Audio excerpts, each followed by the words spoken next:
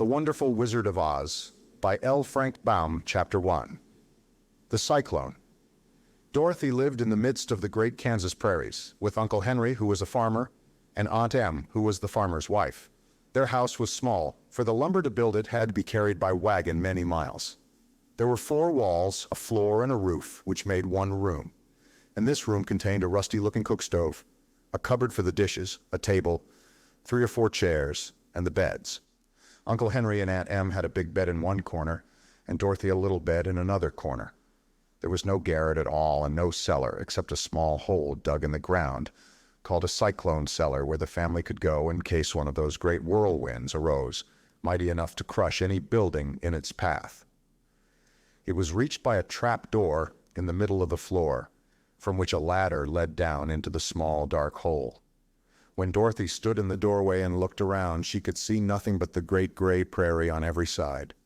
Not a tree nor a house broke the broad sweep of flat country that reached to the edge of the sky in all directions. The sun had baked the plowed land into a gray mass, with little cracks running through it. Even the grass was not green, for the sun had burned the tops of the long blades, until they were the same gray color to be seen everywhere. Once the house had been painted, but the sun blistered the paint and the rains washed it away, and now the house was as dull and gray as everything else. When Aunt Em came there to live, she was a young, pretty wife. The sun and wind had changed her too. They had taken the sparkle from her eyes and left them a sober gray. They had taken the red from her cheeks and lips, and they were gray also. She was thin and gaunt, and never smiled now. When Dorothy, who was an orphan, first came to her, Aunt Em had been so startled by the child's laughter that she would scream and press her hand upon her heart whenever Dorothy's merry voice reached her ears. And she still looked at the little girl with wonder that she could find anything to laugh at. Uncle Henry never laughed. He worked hard from morning till night and did not know what joy was. He was gray also, from his long beard to his rough boots, and he looked stern and solemn and rarely spoke. It was Toto that made Dorothy laugh and saved her from growing as gray as her other surroundings. Toto was not gray. He was a little black dog, with long silky hair and small black eyes that twinkled merrily on either side of his funny wee nose. Toto played all day long, and Dorothy played with him and loved him dearly. Today, however, they were not playing. Uncle Henry sat upon the doorstep and looked anxiously at the sky, which was even grayer than usual. Dorothy stood in the door with Toto in her arms and looked at the sky too. Aunt Em was washing the dishes. From the far north they heard a low wail of the wind, and Uncle Henry and Dorothy could see where the long grass bowed in waves before the coming storm. There now came a sharp whistling in the air from the south, and as they turned their eyes that way, they saw ripples in the grass coming from that direction also. Suddenly, Uncle Henry stood up. "There's a cyclone coming, Em," he called to his wife. "I'll go look after the stock." Then he ran toward the sheds where the cows and horses were kept. Aunt Em dropped her work and came to the door. One glance told her of the danger close at hand. "Quick, Dorothy," she screamed. "Run for the cellar." Toto jumped out of Dorothy's arms and hid under the bed, and the girls started to get him. Aunt Em, badly frightened, threw open the trapdoor in the floor and climbed down the ladder into the small, dark hole. Dorothy caught Toto at last and started to follow her aunt. When she was halfway across the room, there came a great shriek from the wind, and the house shook so hard that she lost her footing and sat down suddenly upon the floor. Then a strange thing happened. The house whirled around 2 or 3 times and rose slowly through the air. Dorothy felt as if she were going up in a balloon. The north and south winds met where the house stood and made it the exact center of the cyclone. In the middle of a cyclone, the air is generally still, but the great pressure of the wind on every side of the house raised it up higher and higher until it was at the very top of the cyclone. And there it remained and was carried miles and miles away as easily as you could carry a feather. It was very dark, and the wind howled horribly around her. But Dorothy found she was riding quite easily. After the first few whirls around and one other time when the house tipped badly, she felt as if she were being rocked gently, like a baby in a cradle. Toto did not like it. He ran about the room, now here, now there, barking loudly, but Dorothy sat quite still on the floor and waited to see what would happen. Once Toto got too near the open trap door and fell in. and at first the little girl thought she had lost him. But soon she saw one of his ears sticking up through the hole, for the strong pressure of the air was keeping him up so that he could not fall.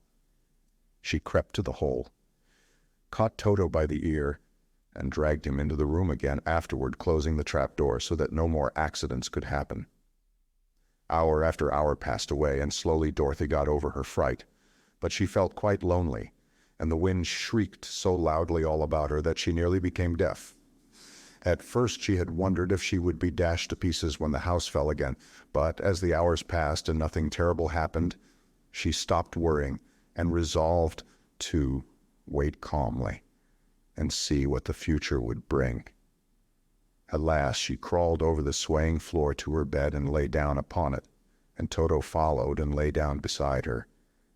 In spite of the swaying of the house and the wailing of the wind, Dorothy soon closed her eyes and fell fast asleep. Chapter 2. The Council with the Munchkins. She was awakened by a shock so sudden and severe that if Dorothy had not been lying on the soft bed, she might have been hurt. As it was, the jar made her catch her breath and wonder what had happened, and Toto put his cold little nose into her face and whined dismally. Dorothy sat up and noticed that the house was not moving, nor was it dark, for the bright sunshine came in at the window, flooding the little room. She sprang from her bed and with Toto at her heels ran and opened the door. The little girl gave a cry of amazement and looked about her, her eyes growing bigger and bigger at the wonderful sights she saw. The cyclone had set the house down very gently, for a cyclone, in the midst of a country of marvelous beauty. There were lovely patches of greensward all about, with stately trees bearing rich and luscious fruits. Banks of gorgeous flowers were on every hand, and birds with rare and brilliant plumage sang and fluttered in the trees and bushes. A little way off was a small brook, rushing and sparkling along between green banks, and murmuring in a voice very grateful to a little girl who had lived so long on the dry, gray prairies. While she stood looking eagerly at the strange and beautiful sights, she noticed coming toward her a group of the queerest people she had ever seen.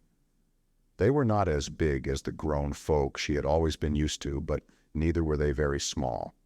In fact, they seemed about as tall as Dorothy, who was a well-grown child for her age, although they were, so far as looks go, many years older. 3 were men, and 1 a woman, and all were oddly dressed.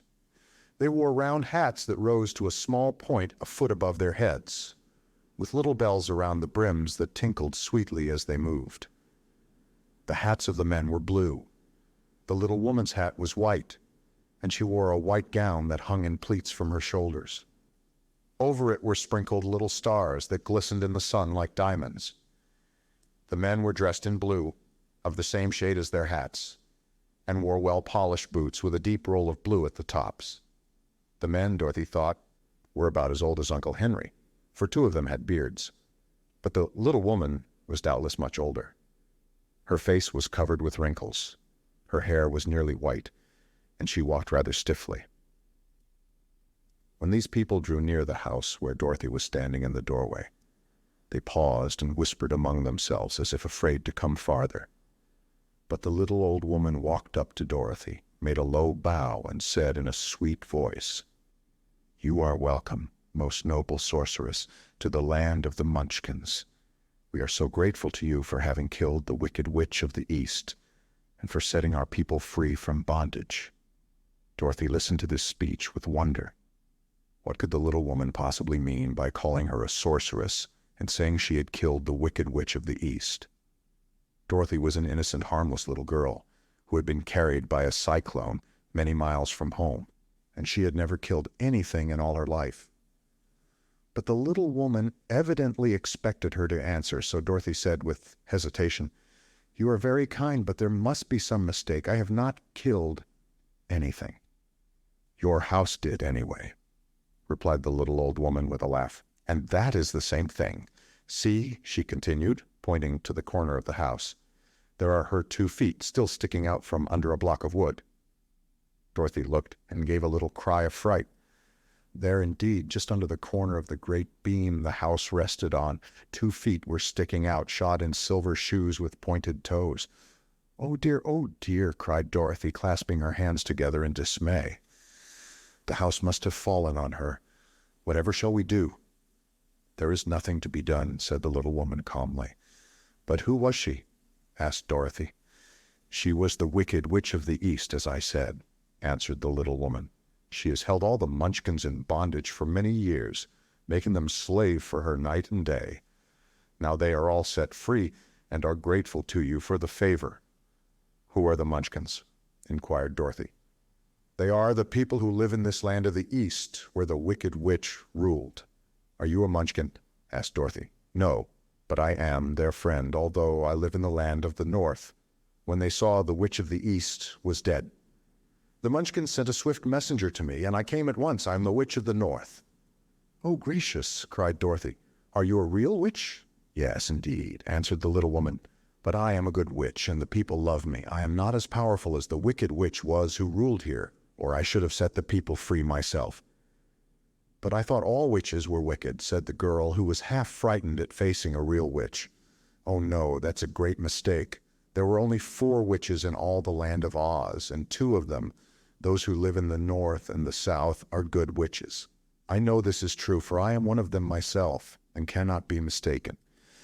Those who dwelt in the East and the West were indeed wicked witches, but now that you have killed one of them, there is but one wicked witch in all the land of Oz, the one who lives in the West."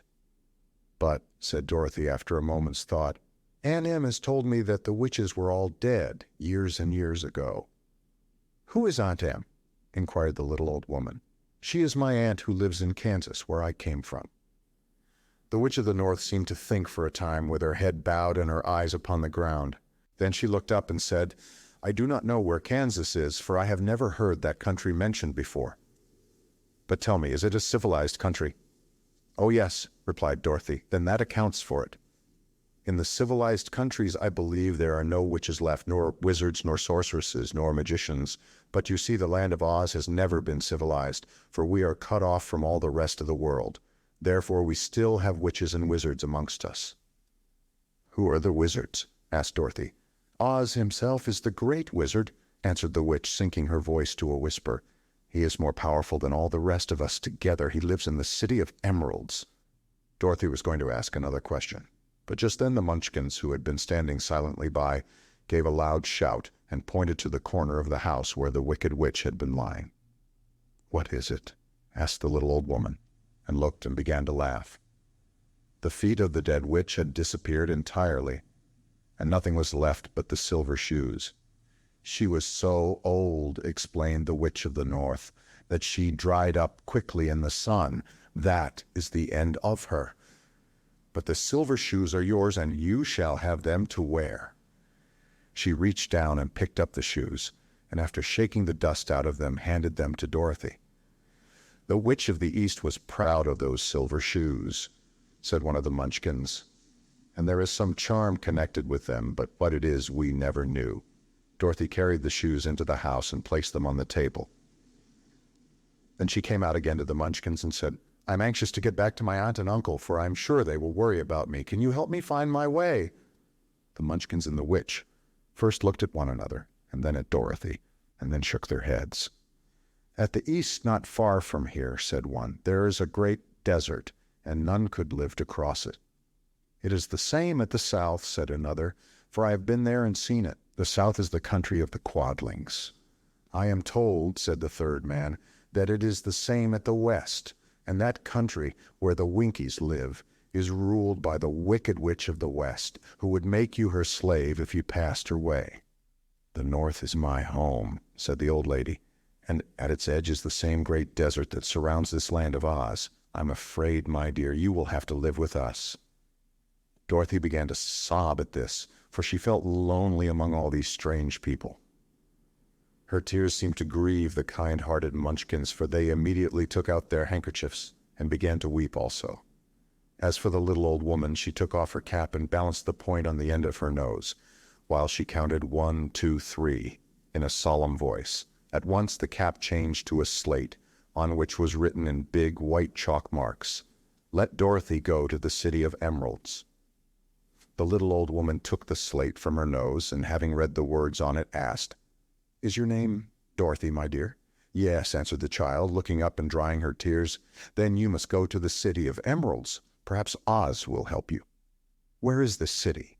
asked Dorothy. "It is exactly in the center of the country, and is ruled by Oz, the great wizard I told you of." "Is he a good man?" inquired the girl anxiously. "He is a good wizard. Whether he is a man or not I cannot tell, for I have never seen him." "How can I get there?" asked Dorothy. "You must walk. It is a long journey through a country that is sometimes pleasant and sometimes dark and terrible. However, I will use all the magic arts I know of to keep you from harm. Won't you go with me?" pleaded the girl, who had begun to look upon the little old woman as her only friend. "No, I cannot do that," she replied. "But I will give you my kiss, and no one will dare injure a person who has been kissed by the Witch of the North." She came close to Dorothy and kissed her gently on the forehead. Where her lips touched the girl, they left a round, shining mark, as Dorothy found out soon after. "The road to the City of Emeralds is paved with yellow brick," said the witch, "so you cannot miss it. When you get to Oz, do not be afraid of him, but tell your story and ask him to help you. Goodbye, my dear." The three Munchkins bowed low to her and wished her a pleasant journey, after which they walked away through the trees. The witch gave Dorothy a friendly little nod, whirled around on her left heel 3 times, and straightway disappeared, much to the surprise of little Toto, who barked after her loudly enough when she had gone, because he had been afraid even to growl while she stood by.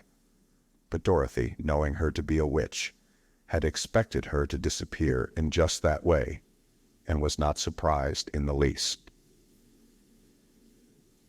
Chapter 3. How Dorothy Saved the Scarecrow. When Dorothy was left alone, she began to feel hungry. So she went to the cupboard and cut herself some bread, which she spread with butter. She gave some to Toto, and taking a pail from the shelf, she carried it down to the little brook and filled it with clear, sparkling water. Toto ran over to the trees and began to bark at the bird sitting there. Dorothy went to get him, and saw such delicious fruit hanging from the branches that she gathered some of it, finding it just what she wanted to help out her breakfast. Then she went back to the house, and having helped herself and Toto to a good drink of the cool, clear water, she set about making ready for the journey to the City of Emeralds. Dorothy had only one other dress, but that happened to be clean and was hanging on a peg beside her bed. It was gingham with checks of white and blue, and although the blue was somewhat faded with many washings, it was still a pretty frock.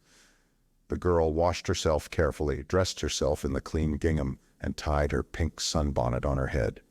She took a little basket and filled it with bread from the cupboard, laying a white cloth over the top. Then she looked down at her feet and noticed how old and worn her shoes were. "They surely will never do for a long journey, Toto," she said, and Toto looked up into her face with his little black eyes and wagged his tail to show he knew what she meant.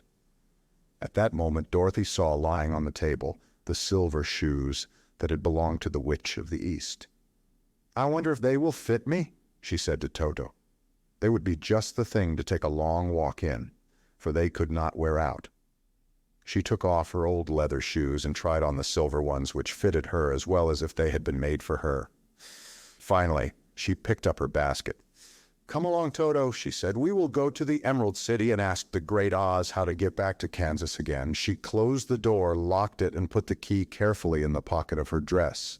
And so, with Toto trotting along soberly behind her, she started on her journey. There were several roads nearby, but it did not take her long to find the one paved with yellow bricks. Within a short time she was walking briskly toward the Emerald City, her silver shoes tinkling merrily on the hard yellow roadbed.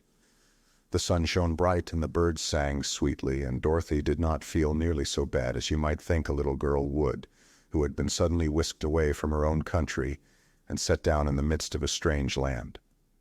She was surprised as she walked along to see how pretty the country was about her. There were neat fences at the sides of the road, painted a dainty blue color, and beyond them were fields of grain and vegetables in abundance. Evidently the Munchkins were good farmers and able to raise large crops.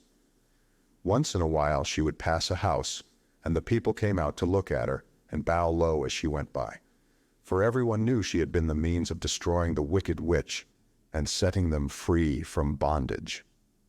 The houses of the Munchkins were odd-looking dwellings, for each was round, with a big dome for a roof. All were painted blue, for in this country of the East blue was the favorite color. Toward evening, when Dorothy was tired with her long walk and began to wonder where she should pass the night, she came to a house rather larger than the rest. On the green lawn before it, many men and women were dancing. 5 little fiddlers played as loudly as possible, and the people were laughing and singing, while a big table nearby was loaded with delicious fruits and nuts, pies and cakes, and many other good things to eat. The people greeted Dorothy kindly and invited her to supper and to pass the night with them, for this was the home of one of the richest Munchkins in the land, and his friends were gathered with him to celebrate their freedom from the bondage of the wicked witch.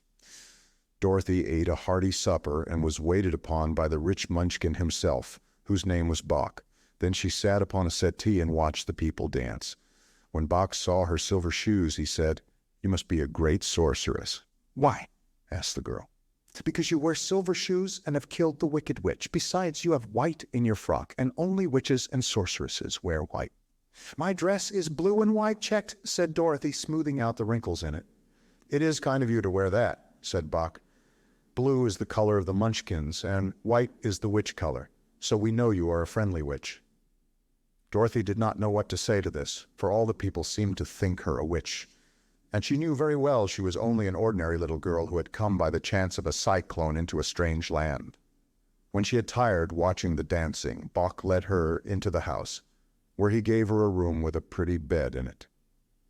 The sheets were made of blue cloth, and Dorothy slept soundly in them till morning, with Toto curled up on the blue rug beside her. She ate a hearty breakfast and watched a wee Munchkin baby who played with Toto and pulled his tail and crowed and laughed in a way that greatly amused Dorothy. Toto was a fine curiosity to all the people, for they had never seen a dog before. "How far is it to the Emerald City?" the girl asked. "I do not know," answered Bach gravely, "for I have never been there. It is better for people to keep away from Oz unless they have business with him. But it is a long way to the Emerald City, and it will take you many days. The country here is rich and pleasant, but you must pass through rough and dangerous places before you reach the end of your journey."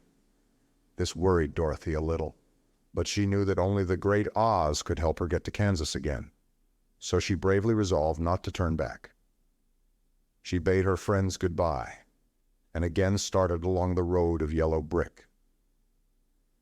When she had gone several miles, she thought she would stop to rest, and so climbed to the top of the fence beside the road and sat down. There was a great cornfield beyond the fence, and not far away she saw a scarecrow, placed high on a pole to keep the birds from the ripe corn. Dorothy leaned her chin upon her hand and gazed thoughtfully at the scarecrow. Its head was a small sack stuffed with straw, with eyes, nose, and mouth painted on it to represent a face. An old pointed blue hat that had belonged to some Munchkin was perched on his head, and the rest of the figure was a blue suit of clothes, worn and faded, which had also been stuffed with straw. On the feet were some old boots with blue tops, such as every man wore in this country, and the figure was raised above the stalks of corn by means of the pole stuck up its back. While Dorothy was looking earnestly into the queer, painted face of the scarecrow, she was surprised to see one of the eyes slowly wink at her. She thought she must have been mistaken at first, for none of the scarecrows in Kansas ever wink, but presently the figure nodded its head to her in a friendly way. Then she climbed down from the fence and walked up to it, while Toto ran around the pole and barked. "Good day," said the scarecrow in a rather husky voice. "Did you speak?" asked the girl in wonder. "Certainly," answered the scarecrow. "How do you do?" "I'm pretty well, thank you," replied Dorothy politely. "How do you do?" "I'm not feeling well," said the scarecrow with a smile, "for it is very tedious being perched up here night and day to scare away crows." "Can't you get down?" asked Dorothy. "No, for this pole is stuck up my back. If you will please take away the pole, I shall be greatly obliged to you." Dorothy reached up both arms and lifted the figure off the pole, for, being stuffed with straw, it was quite light.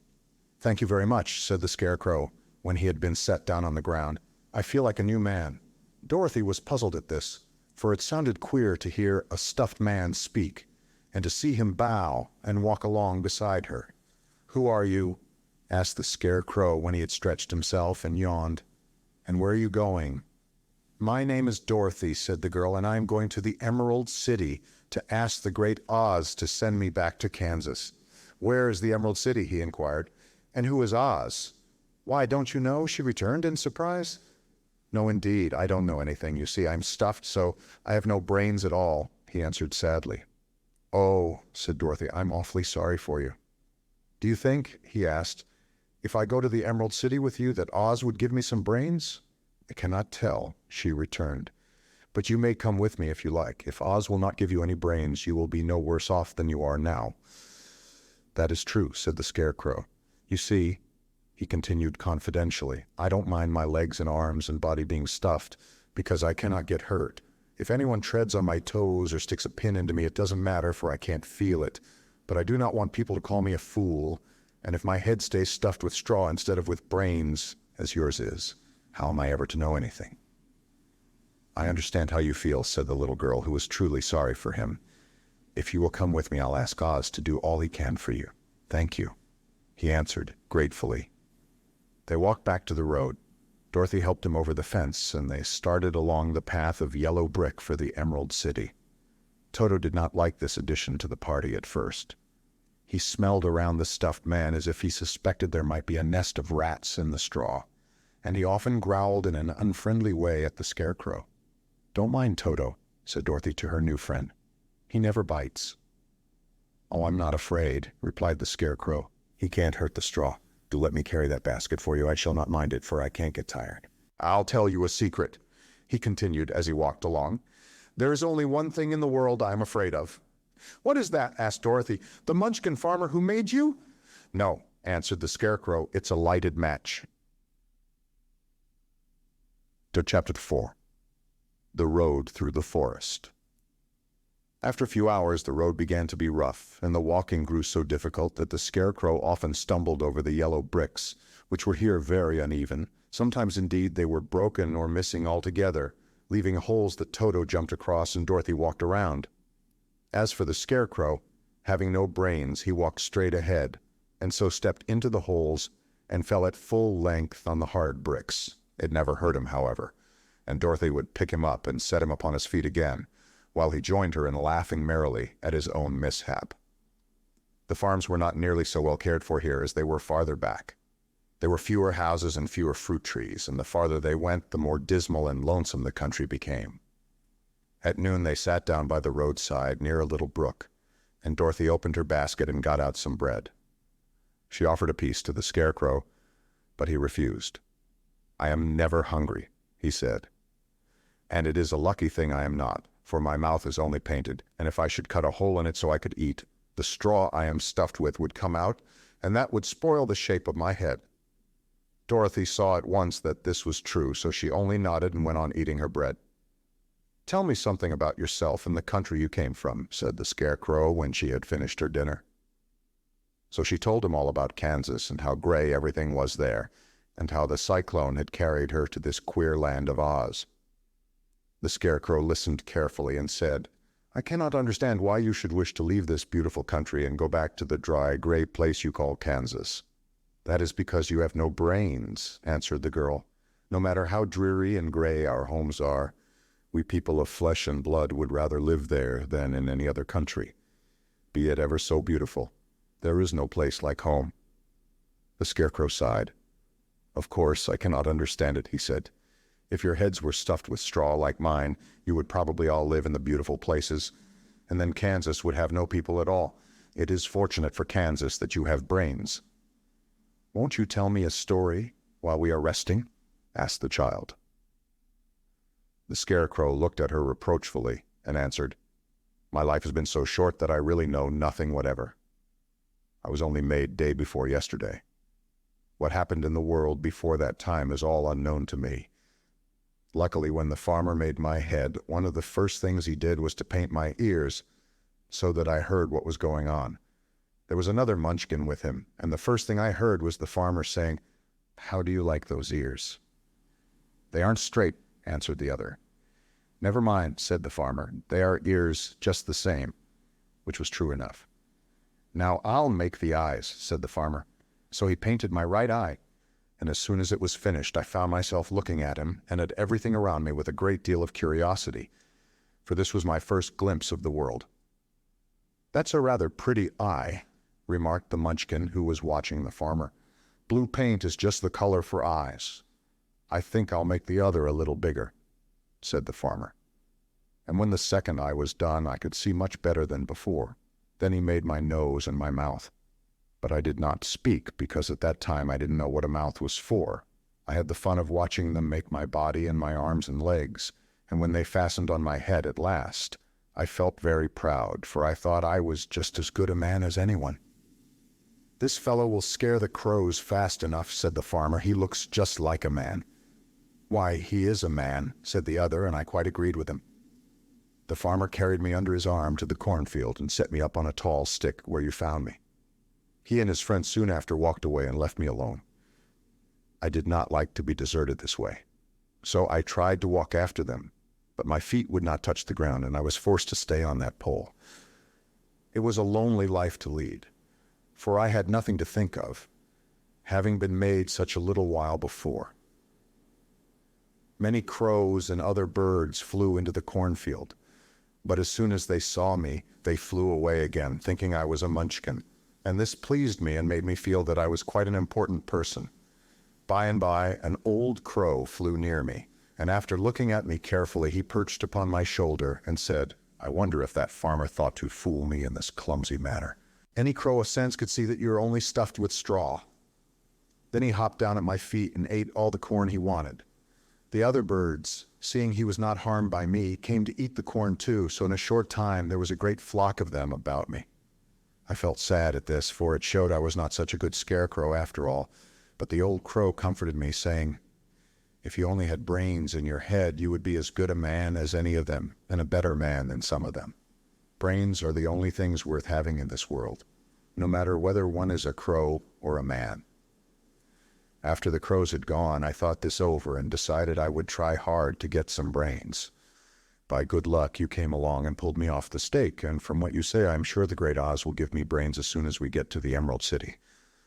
"I hope so," said Dorothy earnestly, "since you seem anxious to have them." "Oh yes, I am anxious," returned the Scarecrow. "It is such an uncomfortable feeling to know one is a fool." "Well," said the girl, "let us go." And she handed the basket to the Scarecrow. There were no fences at all by the roadside now, and the land was rough and untilled. Toward evening they came to a great forest where the trees grew so big and close together that their branches met over the road of yellow brick. It was almost dark under the trees, for the branches shut out the daylight, but the travelers did not stop, and went on into the forest. "If this road goes in, it must come out," said the Scarecrow, "and as the Emerald City is at the other end of the road, we must go wherever it leads us." "Anyone would know that," said Dorothy. "Certainly, that is why I know it," returned the Scarecrow. "If it required brains to figure it out, I never should have said it." After an hour or so, the light faded away, and they found themselves stumbling along in the darkness. Dorothy could not see at all, but Toto could, for some dogs see very well in the dark, and the Scarecrow declared he could see as well as by day. So she took hold of his arm and managed to get along fairly well. "If you see any house or any place where we can pass the night," she said, "you must tell me, for it is very uncomfortable walking in the dark." Soon after, the Scarecrow stopped. "I see a little cottage at the right of us," he said, "built of logs and branches. Shall we go there?" "Yes, indeed," answered the child. "I am all tired out." So the Scarecrow led her through the trees until they reached the cottage, and Dorothy entered and found a bed of dried leaves in one corner. She lay down at once, and with Toto beside her soon fell into a sound sleep.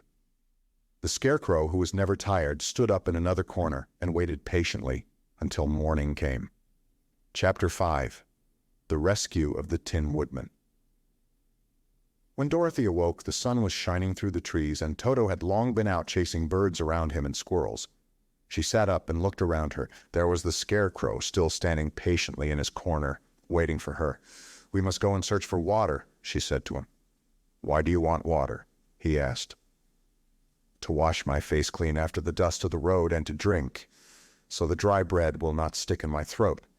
"It must be inconvenient to be made of flesh," said the Scarecrow thoughtfully, "for you must sleep and eat and drink.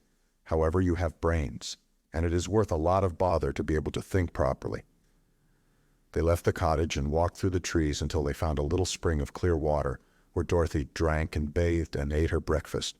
She saw there was not much bread left in the basket, and the girl was thankful the Scarecrow did not have to eat anything, for there was scarcely enough for herself and Toto for the day. When she had finished her meal and was about to go back to the road of yellow brick, she was startled to hear a deep groan nearby. "What was that?" she asked timidly. "I cannot imagine," replied the Scarecrow, "but we can go and see." Just then another groan reached their ears, and the sound seemed to come from behind them. They turned and walked through the forest a few steps, when Dorothy discovered something shining in a ray of sunshine that fell between the trees. She ran to the place, and then stopped short with a little cry of surprise. One of the big trees had been partly chopped through, and standing beside it, with an uplifted axe in his hands, was a man made entirely of tin. His head and arms and legs were jointed upon his body, but he stood perfectly motionless, as if he could not stir at all. Dorothy looked at him in amazement, and so did the Scarecrow, while Toto barked sharply and made a snap at the tin legs, which hurt his teeth. "Did you groan?" asked Dorothy. "Yes," answered the Tin Man, "I did. I've been groaning for more than a year, and no one has ever heard me before or come to help me." "What can I do for you?" she inquired softly, for she was moved by the sad voice in which the man spoke. "Get an oil can and oil my joints," he answered. "They are rusted so badly that I cannot move them at all. If I am well oiled, I shall soon be all right again. You will find an oil can on a shelf in my cottage." Dorothy at once ran back to the cottage and found the oil can, and then she returned and asked anxiously, "Where are your joints?" "Oil my neck first," replied the Tin Woodman. So she oiled it, and as it was quite badly rusted, the Scarecrow took hold of the tin head and moved it gently from side to side until it worked freely, and then the man could turn it himself. "Now oil the joints in my arms," he said. And Dorothy oiled them, and the Scarecrow bent them carefully until they were quite free from rust and as good as new. The Tin Woodman gave a sigh of satisfaction and lowered his axe, which he leaned against the tree. "This is a great comfort," he said. "I have been holding that axe in the air ever since I rusted, and I'm glad to be able to put it down at last. Now, if you will oil the joints of my legs, I shall be all right once more."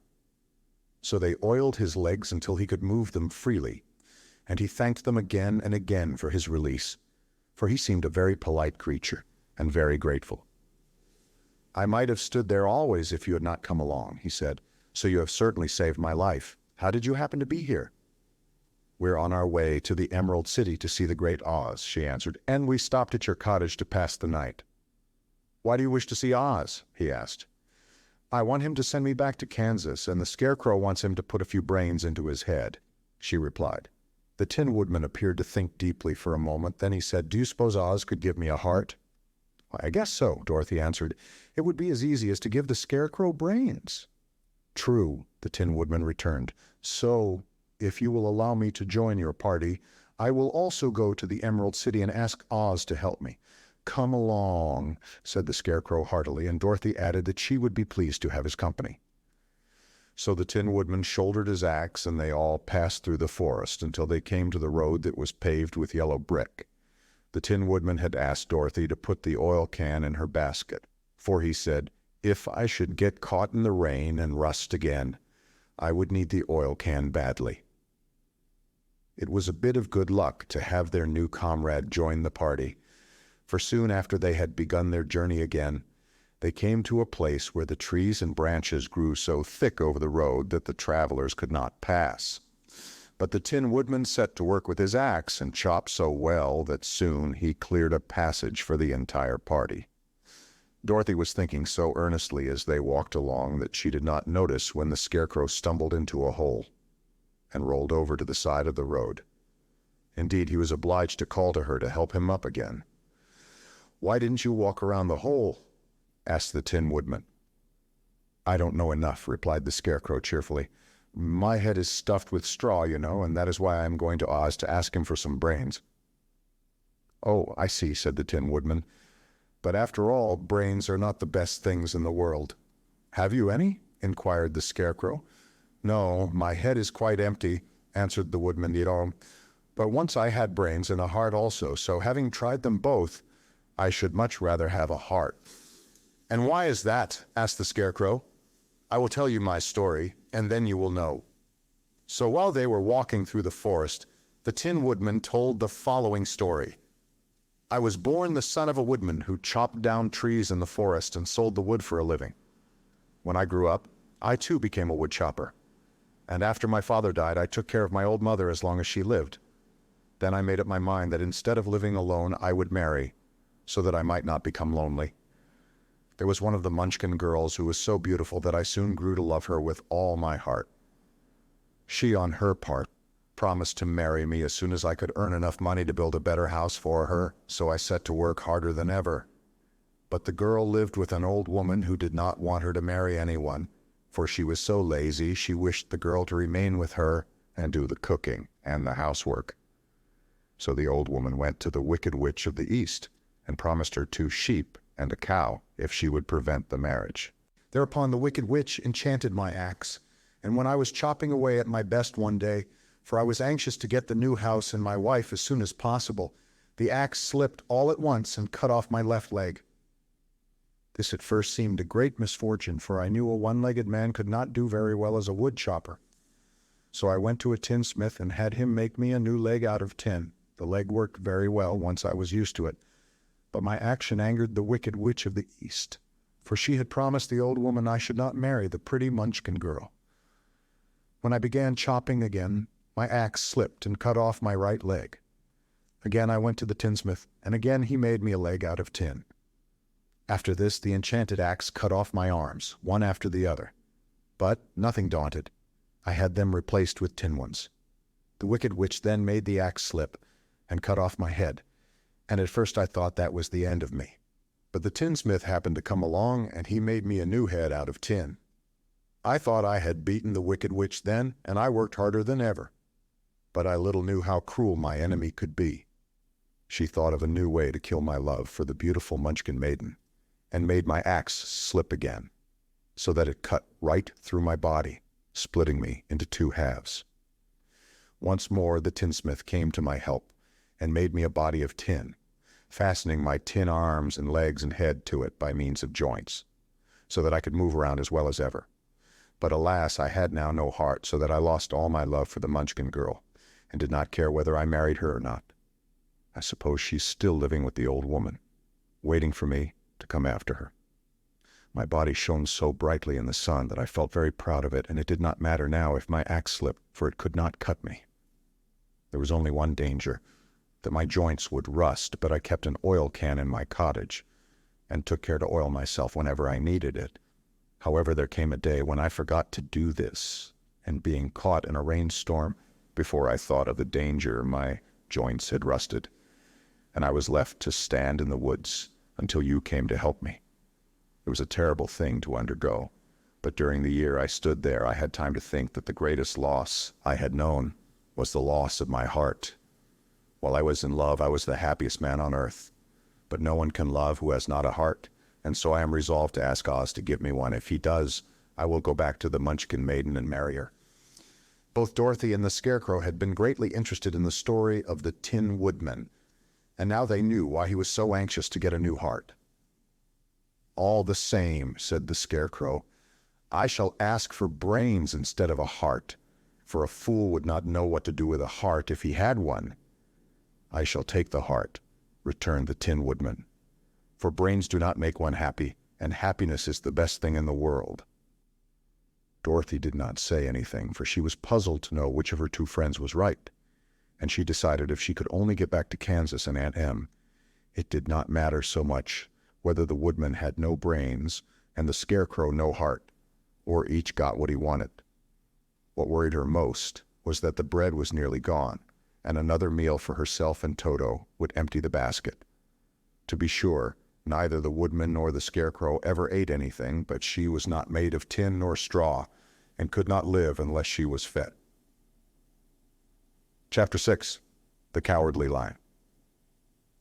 All this time, Dorothy and her companions had been walking through the thick woods. The road was still paved with yellow brick, but these were much covered by dried branches and dead leaves from the trees, and the walking was not at all good. There were few birds in this part of the forest, for birds love the open country where there's plenty of sunshine. But now and then there came a deep growl from some wild animal hidden among the trees. These sounds made the little girl's heart beat fast, for she did not know what made them. But Toto knew, and he walked close to Dorothy's side and did not even bark in return. "How long will it be," the child asked of the Tin Woodman, "before we are out of the forest?" "I cannot tell," was the answer, "for I have never been to the Emerald City, but my father went there once, when I was a boy, and he said it was a long journey through a dangerous country. Although nearer to the city where Oz dwells, the country is beautiful. But I am not afraid so long as I have my oil can, and nothing can hurt the Scarecrow, while you bear upon your forehead the mark of the Good Witch's kiss, and that will protect you from harm." "But Toto," said the girl anxiously, "what will protect him?" "We must protect him ourselves if he is in danger," replied the Tin Woodman. Just as he spoke, there came from the forest a terrible roar, and the next moment a great lion bounded into the road. With one blow of his paw, he sent the Scarecrow spinning over and over to the edge of the road, and then he struck at the Tin Woodman with his sharp claws. But to the lion's surprise, he could make no impression on the tin, although the woodman fell over in the road and lay still. Little Toto, now that he had an enemy to face, ran barking toward the lion, and the great beast had opened his mouth to bite the dog, when Dorothy, fearing Toto would be killed and heedless of danger, rushed forward and slapped the lion upon his nose as hard as she could, while she cried out, "Don't you dare to bite Toto. You ought to be ashamed of yourself, a big beast like you to bite a poor little dog." "I didn't bite him," said the lion as he rubbed his nose with his paw where Dorothy had hit it. "No, but you tried to," she retorted. "You're nothing but a big coward." "I know it," said the lion, hanging his head in shame. "I've always known it, but how can I help it?" "I don't know, I'm sure. To think of your striking a stuffed man, like the poor Scarecrow." "Is he stuffed?" asked the lion in surprise as he watched her pick up the Scarecrow and set him upon his feet, while she patted him into shape again. "Of course he's stuffed," replied Dorothy, who was still angry. "That's why he went over so easily," remarked the lion. "It astonished me to see him whirl around so. Is the other one stuffed also?" "No," said Dorothy. "He's made of tin." And she helped the woodman up again. "That's why he nearly blunted my claws," said the lion. "When they scratched against the tin, it made a cold shiver run down my back." "What is that little animal you are so tender of?" "He is my dog Toto," answered Dorothy. "Is he made of tin or stuffed?" asked the lion. "Neither. He's a meat dog," said the girl.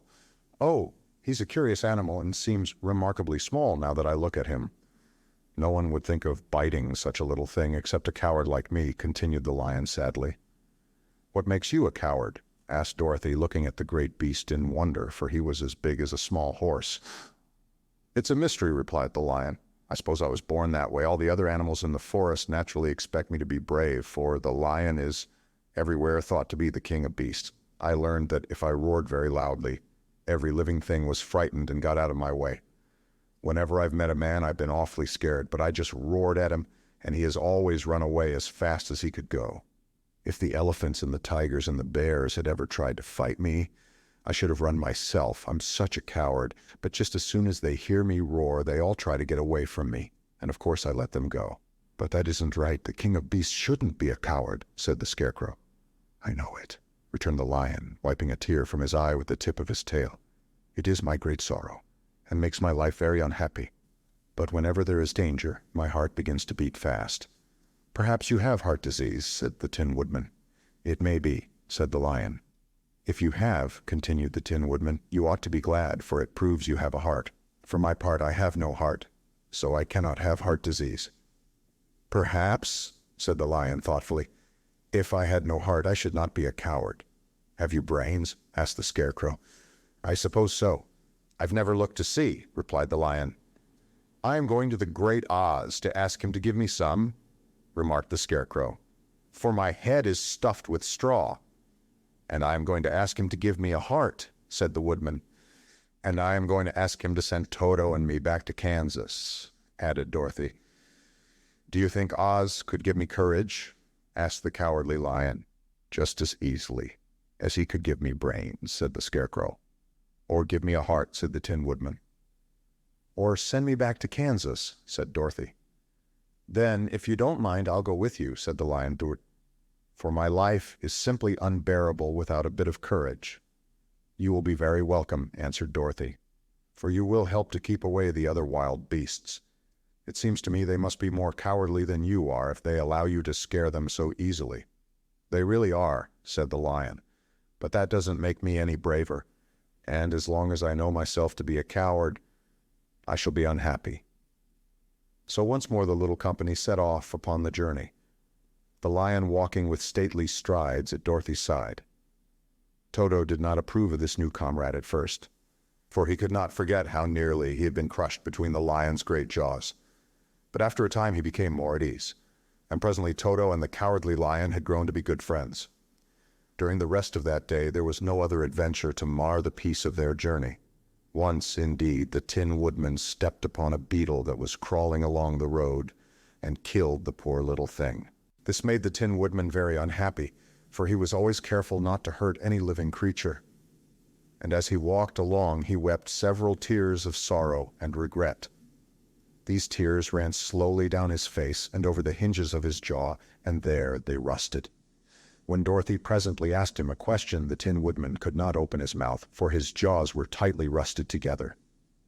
He became greatly frightened at this, and made many motions to Dorothy to relieve him, but she could not understand. The lion was also puzzled to know what was wrong. But the Scarecrow seized the oil can from Dorothy's basket and oiled the Woodman's jaws, so that after a few moments he could talk as well as before.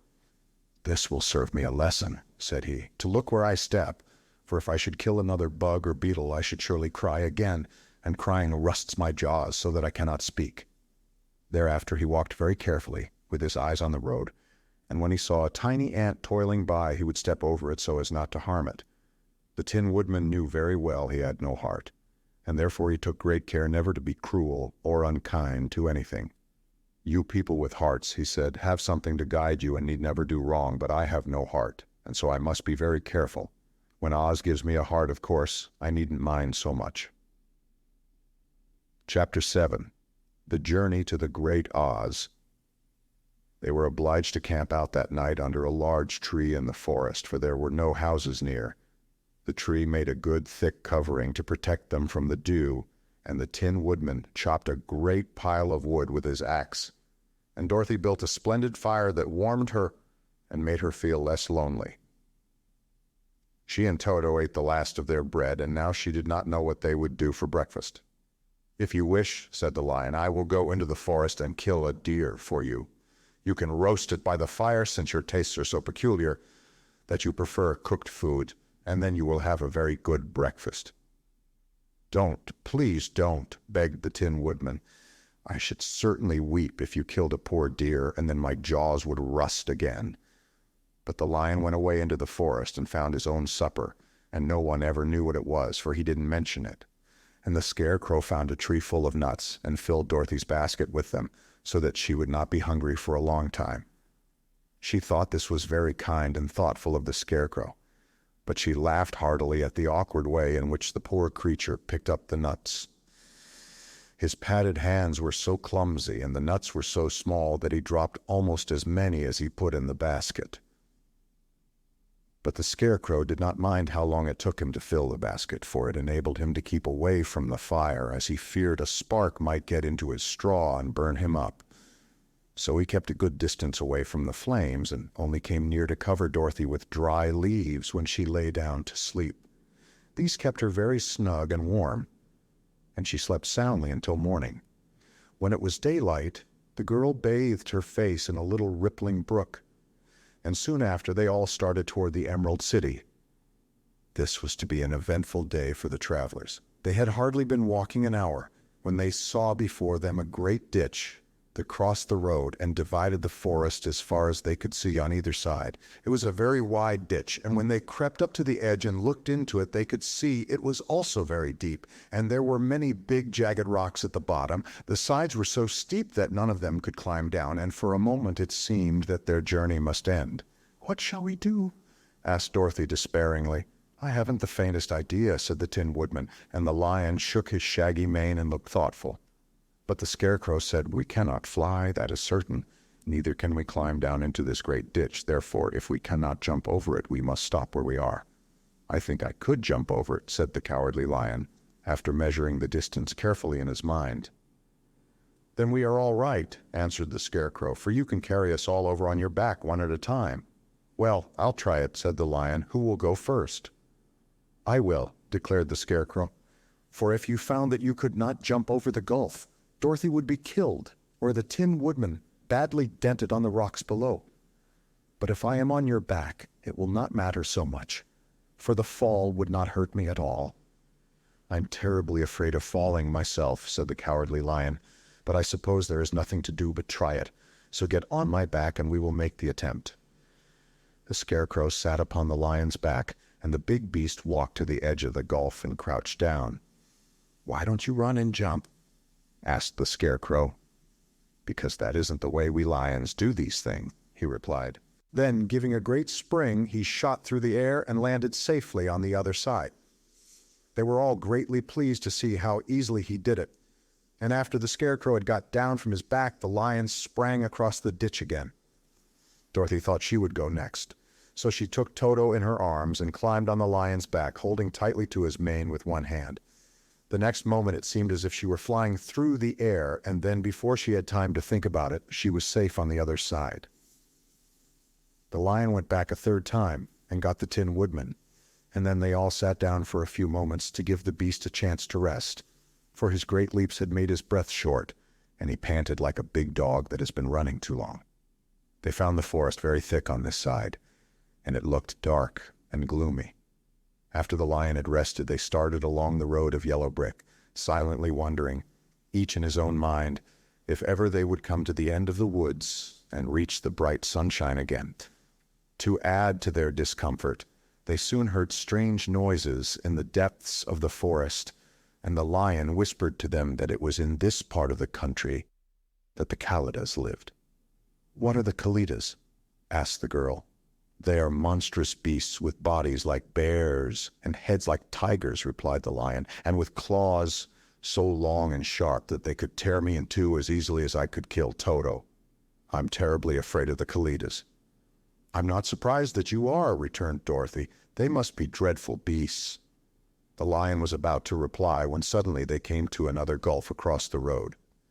But this one was so broad and deep that the Lion knew at once he could not leap across it. So they sat down to consider what they should do, and after serious thought the Scarecrow said, "Here is a great tree standing close to the ditch. If the Tin Woodman can chop it down so that it will fall to the other side, we can walk across it easily." "That is a first-rate idea," said the Lion. "One would almost suspect you had brains in your head instead of straw." The Woodman set to work at once, and so sharp was his axe that the tree was soon chopped nearly through. Then the Lion put his strong front legs against the tree and pushed with all his might, and slowly the big tree tipped and fell with a crash across the ditch, with its top branches on the other side. They had just started to cross this queer bridge when a sharp growl made them all look up, and to their horror they saw running toward them two great beasts with bodies like bears and heads like tigers. "They are the Kalidahs," said the Cowardly Lion, beginning to tremble. "Quick!" cried the Scarecrow. "Let us cross over."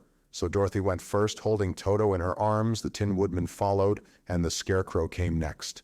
The Lion, although he was certainly afraid, turned to face the Kalidahs, and then he gave so loud and terrible a roar that Dorothy screamed, and the Scarecrow fell over backward, while even the fierce beasts stopped short and looked at him in surprise. But seeing they were bigger than the Lion, and remembering that there were two of them and only one of him, the Kalidahs again rushed forward, and the Lion crossed over the tree and turned to see what they would do next. Without stopping an instant, the fierce beasts also began to cross the tree, and the Lion said to Dorothy, "We are lost, for they will surely tear us to pieces with their sharp claws. But stand close behind me, and I will fight them as long as I am alive." "Wait a minute," called the Scarecrow. He had been thinking what was best to be done, and now he asked the Woodman to chop away the end of the tree that rested on their side of the ditch. The Tin Woodman began to use his axe at once, and just as the two Kalidahs were nearly across, the tree fell with a crash into the gulf, carrying the ugly, snarling brutes with it, and both were dashed to pieces on the sharp rocks at the bottom. "Well," said the Cowardly Lion, drawing a long breath of relief, "I see we are going to live a little while longer, and I am glad of it, for it must be a very uncomfortable thing not to be alive. Those creatures frighten me so badly that my heart is beating yet." "Ah," said the Tin Woodman sadly, "I wish I had a heart to beat." This adventure made the travelers more anxious than ever to get out of the forest, and they walked so fast that Dorothy became tired and had to ride on the lion's back. To their great joy, the trees became thinner the farther they advanced, and in the afternoon they suddenly came upon a broad river flowing swiftly just before them. On the other side of the water they could see the road of yellow brick running through a beautiful country, with green meadows dotted with bright flowers, and all the road bordered with trees hanging full of delicious fruits. They were greatly pleased to see this delightful country before them.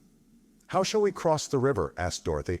"That is easily done," replied the Scarecrow. "The Tin Woodman must build us a raft so we can float to the other side." So the woodman took his axe and began to chop down small trees to make a raft, and while he was busy at this, the Scarecrow found on the river bank a tree full of fine fruit.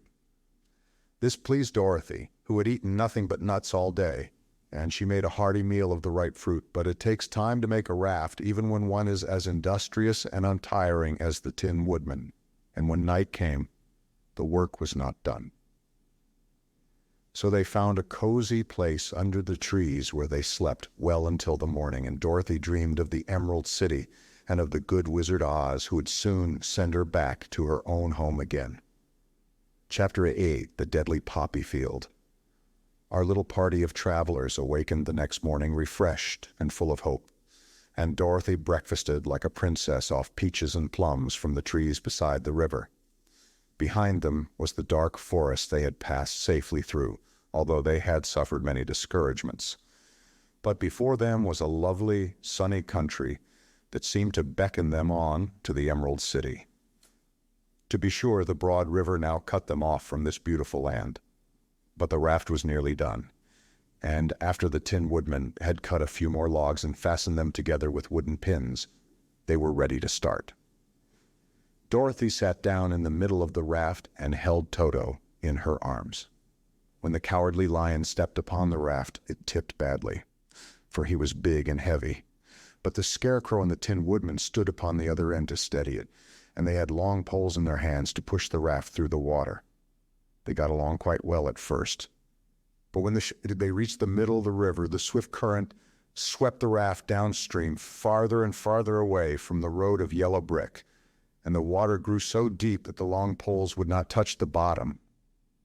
"This is bad," said the Tin Woodman, "for if we cannot get to the land, we shall be carried into the country of the Wicked Witch of the West, and she will enchant us and make us her slaves." "And then I should get no brains," said the Scarecrow. "And I should get no courage," said the Cowardly Lion.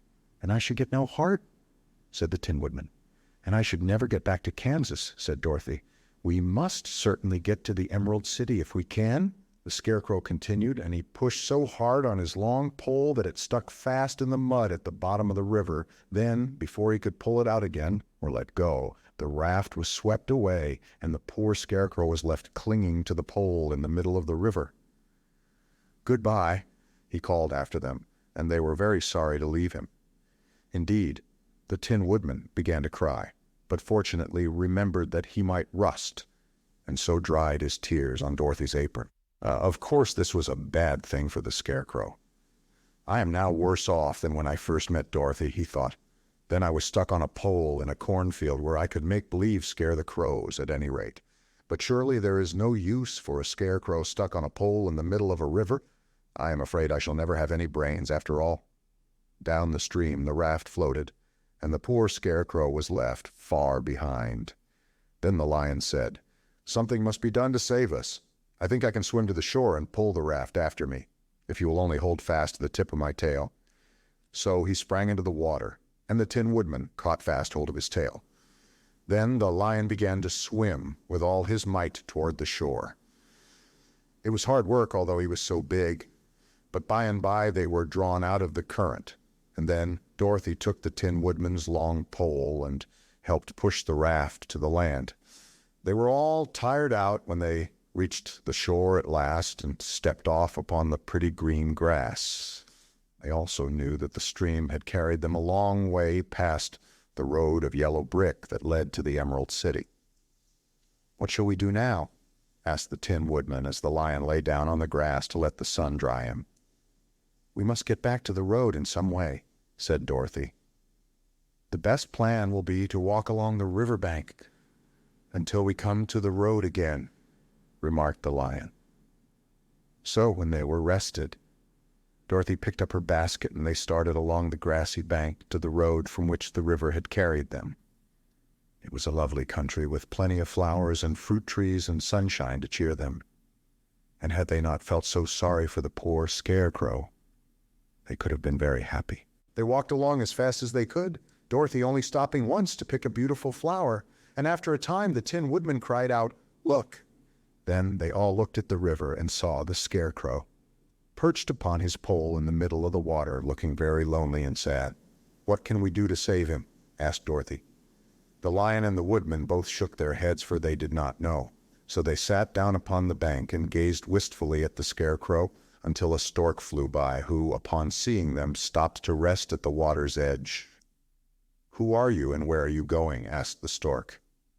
"I am Dorothy," answered the girl, "and these are my friends, the Tin Woodman and the Cowardly Lion, and we are going to the Emerald City." "This isn't the road," said the stork as she twisted her long neck and looked sharply at the queer party. "I know it," returned Dorothy, "but we have lost the Scarecrow and are wondering how we shall get him again." "Where is he?" asked the stork. "Over there in the river," answered the little girl. "If he wasn't so big and heavy, I would get him for you," remarked the stork. "He isn't heavy a bit," said Dorothy eagerly, "for he is stuffed with straw, and if you will bring him back to us, we shall thank you ever and ever so much." "Well, I'll try," said the stork, "but if I find he is too heavy to carry, I shall have to drop him in the river again." So the big bird flew into the air and over the water till she came to where the Scarecrow was perched upon his pole. And then the stork with her great claws grabbed the Scarecrow by the arm and carried him up into the air and back to the bank, where Dorothy and the Lion and the Tin Woodman and Toto were sitting. When the Scarecrow found himself among his friends again, he was so happy that he hugged them all, even the Lion and Toto, and as they walked along he sang "Told-a-read-oh" at every step, he felt so gay.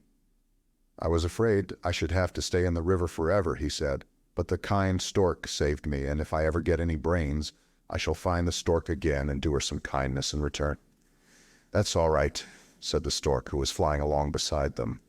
"I always like to help anyone in trouble. But I must go now, for my babies are waiting in the nest for me. I hope you will find the Emerald City, and that Oz will help you."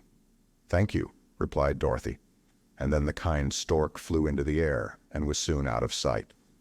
They walked along, listening to the singing of the brightly colored birds, and looking at the lovely flowers, which now became so thick that the ground was carpeted with them. There were big yellow and white and blue and purple blossoms, besides great clusters of scarlet poppies, which were so brilliant in color they almost dazzled Dorothy's eyes. "Aren't they beautiful?" the girl asked, as she breathed in the spicy scent of the bright flowers. "I suppose so," answered the Scarecrow. "When I have brains, I shall probably like them better. If I only had a heart, I should love them," added the Tin Woodman. "I always did like flowers," said the Lion. "They seem so helpless and frail. But there are none in the forest so bright as these." They now came upon more and more of the big scarlet poppies and fewer of the other flowers, and soon they found themselves in the midst of a great meadow of poppies. Now it is well known that when there are many of these flowers together, their odor is so powerful that anyone who breathes it falls asleep, and if the sleeper is not carried away from the scent of the flowers, he sleeps on and on forever. But Dorothy did not know this, nor could she get away from the bright red flowers that were everywhere about. So presently her eyes grew heavy, and she felt she must sit down to rest and to sleep. But the Tin Woodman would not let her do this. "We must hurry and get back to the road of yellow brick before dark," he said, and the Scarecrow agreed with him. So they kept walking until Dorothy could stand no longer. Her eyes closed in spite of herself, and she forgot where she was and fell among the poppies fast asleep. "What shall we do?" asked the Tin Woodman. "If we leave her here, she will die," said the Lion. "The smell of the flowers is killing us all. I myself can scarcely keep my eyes open, and the dog is asleep already." It was true. Toto had fallen down beside his little mistress, but the Scarecrow and the Tin Woodman, not being made of flesh, were not troubled by the scent of the flowers. "Run fast," said the Scarecrow to the Lion, "and get out of this deadly flower bed as soon as you can. We will bring the little girl with us. But if you should fall asleep, you are too big to be carried." So the Lion aroused himself and bounded forward as fast as he could go. In a moment he was out of sight. "Let us make a chair with our hands and carry her," said the Scarecrow. So they picked up Toto and put the dog in Dorothy's lap, and then they made a chair with their hands for the seat and their arms for the arms, and carried the sleeping girl between them through the flowers. On and on they walked, and it seemed that the great carpet of deadly flowers that surrounded them would never end. They followed the bend of the river, and at last came upon their friend the Lion, lying fast asleep among the poppies. The flowers had been too strong for the huge beast, and he had given up at last and fallen only a short distance from the end of the poppy bed, where the sweet grass spread in beautiful green fields before them.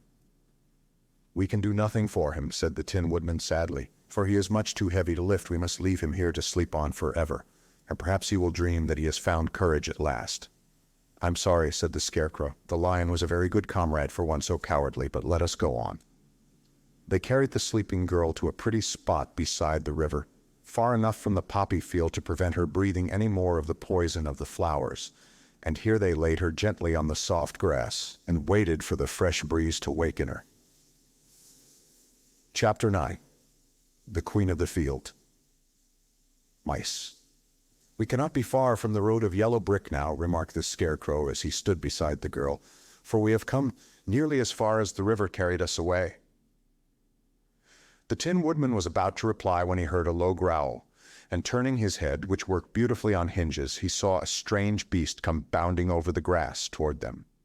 It was indeed a great yellow wildcat, and the Woodman thought it must be chasing something, for its ears were lying close to its head, and its mouth was wide open, showing 2 rows of ugly teeth, while its red eyes glowed like balls of fire.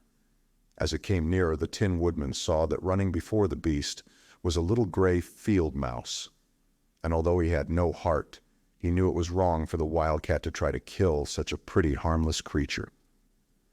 So the Woodman raised his axe, and as the wildcat ran by, he gave it a quick blow that cut the beast's head clean off from its body, and it rolled over at his feet in 2 pieces. The field mouse, now that it was freed from its enemy, stopped short, and coming slowly up to the Woodman, it said in a squeaky little voice, "Oh, thank you ever so much for saving my life." "Don't speak of it, I beg of you," replied the Woodman. "I have no heart, you know, so I am careful to help all those who may need a friend, even if it happens to be only a mouse." "Only a mouse?" cried the little animal indignantly. "Why, I am a queen, the queen of all the field mice." "Oh, indeed," said the Woodman, making a bow. "Therefore you have done a great deed, as well as a brave one, in saving my life," added the queen. At that moment several mice were seen running up as fast as their little legs could carry them, and when they saw their queen they exclaimed, "Oh, your Majesty, we thought you would be killed. How did you manage to escape the great wildcat?" They all bowed so low to the little queen that they almost stood upon their heads. "This funny tin man," she answered, "killed the wildcat and saved my life, so hereafter you must all serve him and obey his slightest wish." "We will," cried all the mice in a shrill chorus. And then they scampered in all directions, for Toto had awakened from his sleep, and seeing all these mice around him, he gave one bark of delight and jumped right into the middle of the group. Toto had always loved to chase mice when he lived in Kansas, and he saw no harm in it. But the Tin Woodman caught the dog in his arms and held him tight while he called to the mice, come back, Toto shall not hurt you." At this the Queen of the Mice stuck her head out from underneath a clump of grass and asked in a timid voice, "Are you sure he will not bite us?" "I will not let him," said the Woodman, "so do not be afraid."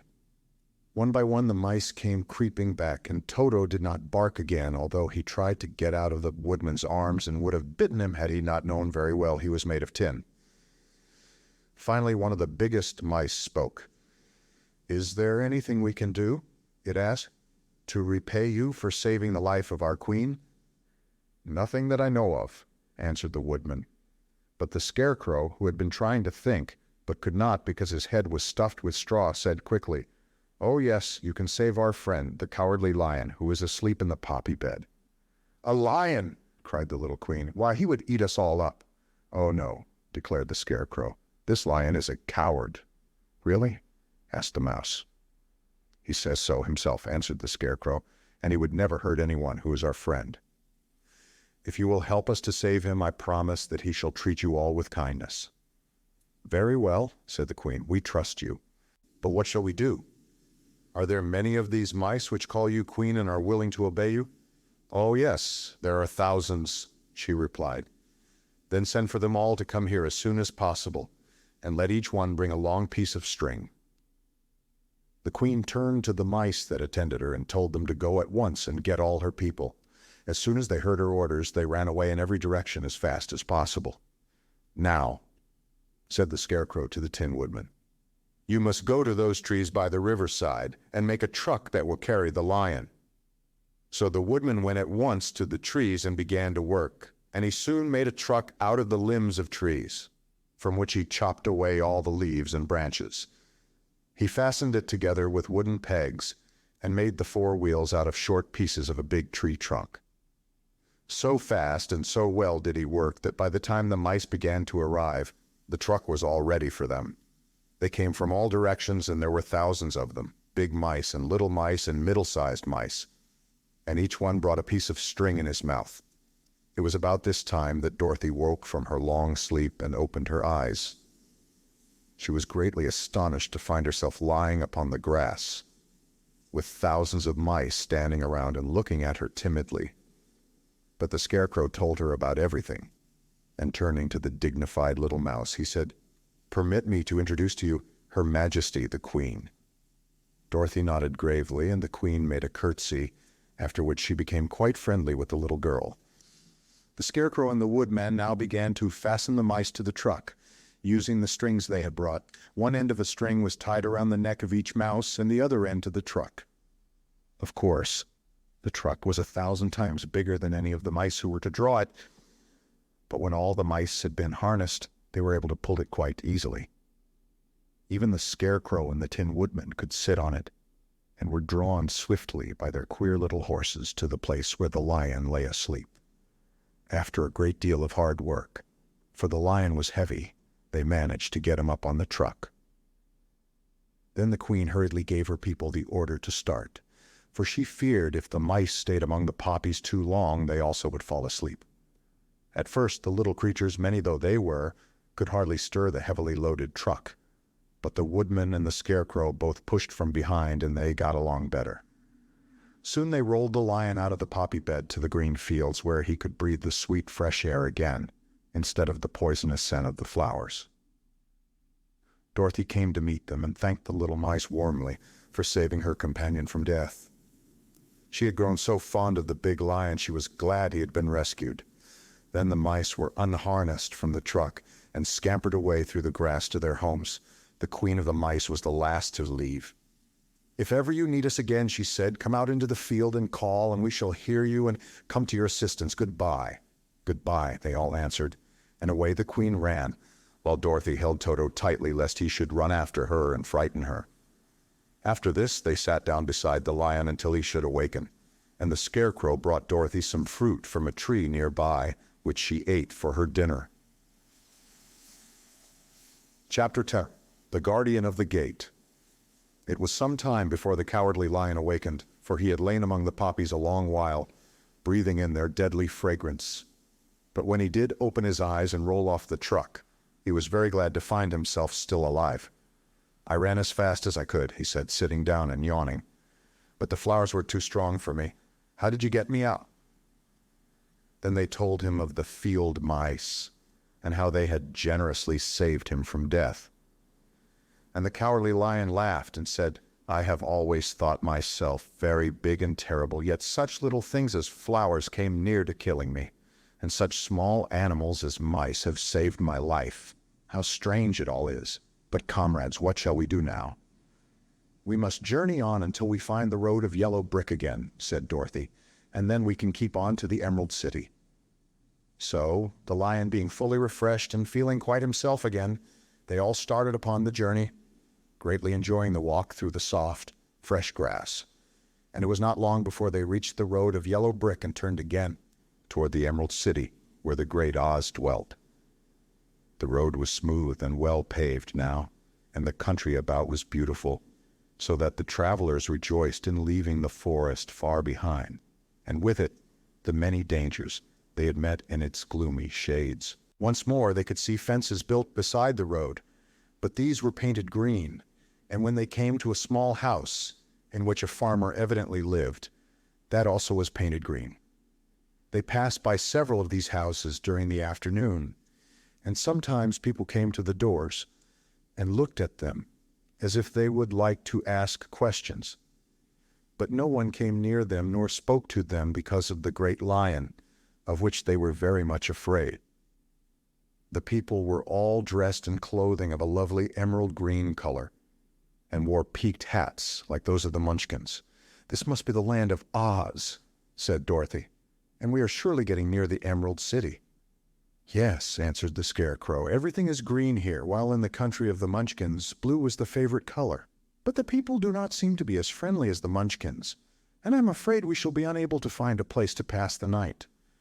"I should like something to eat besides fruit," said the girl, "and I'm sure Toto is nearly starved. Let us stop at the next house and talk to the people." So when they came to a good-sized farmhouse, Dorothy walked boldly up to the door and knocked. A woman opened it just far enough to look out and said, "What do you want, child, and why is that great lion with you?" "We wish to pass the night with you, if you will allow us," answered Dorothy. "And the lion is my friend and comrade, and would not hurt you for the world." "Is he tame?" asked the woman, opening the door a little wider. "Oh, yes," said the girl, "and he is a great coward, too. He will be more afraid of you than you are of him." "Well," said the woman, after thinking it over and taking another peep at the lion, "if that is the case, you may come in, and I will give you some supper and a place to sleep." So they all entered the house, where there were, besides the woman, 2 children and a man. The man had hurt his leg and was lying on the couch in a corner. They seemed greatly surprised to see so strange a company, and while the woman was busy laying the table, the man asked, "Where are you all going?" "To the Emerald City," said Dorothy, "to see the great Oz." "Oh, indeed," exclaimed the man. "Are you sure that Oz will see you?" "Why not?" she replied. "Why, it is said that he never lets anyone come into his presence. I have been to the Emerald City many times, and it is a beautiful and wonderful place, but I have never been permitted to see the great Oz, nor do I know of any living person who has seen him." "Does he never go out?" asked the Scarecrow. "Never. He sits day after day in the great throne room of his palace, and even those who wait upon him do not see him face to face." "What is he like?" asked the girl. "That is hard to tell," said the man thoughtfully. "You see, Oz is a great wizard, and can take on any form he wishes, so that some say he looks like a bird, some say he looks like an elephant, and some say he looks like a cat. To others he appears as a beautiful fairy, or a brownie, or in any other form that pleases him. But who the real Oz is, when he's in his own form, no living person can tell." "That is very strange," said Dorothy, "but we must try in some way to see him, or we shall have made our journey for nothing." "Why do you wish to see the terrible Oz?" asked the man. "I want him to give me some brains," said the Scarecrow eagerly. "Oh, Oz could do that easily enough," declared the man. "He has more brains than he needs." "And I want him to give me a heart," said the Tin Woodman. "That will not trouble him," continued the man, "for Oz has a large collection of hearts of all sizes and shapes." "And I want him to give me courage," said the Cowardly Lion. "Oz keeps a great pot of courage in his throne room," said the man, "which he has covered with a golden plate to keep it from running over. He will be glad to give you some." "And I want him to send me back to Kansas," said Dorothy. "Where is Kansas?" asked the man with surprise. "I don't know," replied Dorothy sorrowfully, "but it is my home, and I'm sure it's somewhere." "Very likely. Well, Oz can do anything, so I suppose he will find Kansas for you."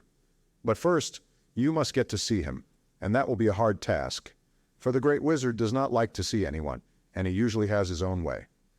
But what do you want?" he continued, speaking to Toto. Toto only wagged his tail, for strange to say, he could not speak. The woman now called to them that supper was ready, so they gathered around the table, and Dorothy ate some delicious porridge and a dish of scrambled eggs and a plate of nice white bread and enjoyed her meal.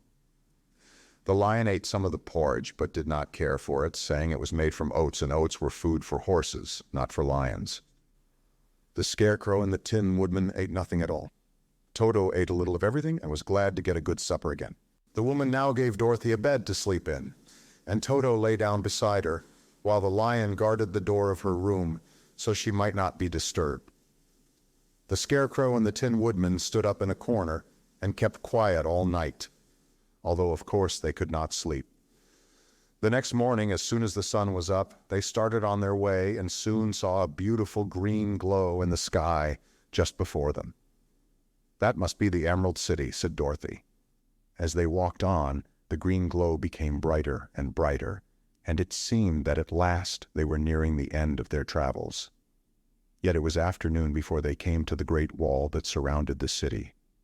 It was high and thick and of a bright green color. In front of them, and at the end of the road of yellow brick, was a big gate, all studded with emeralds that glittered so in the sun that even the painted eyes of the Scarecrow were dazzled by their brilliancy.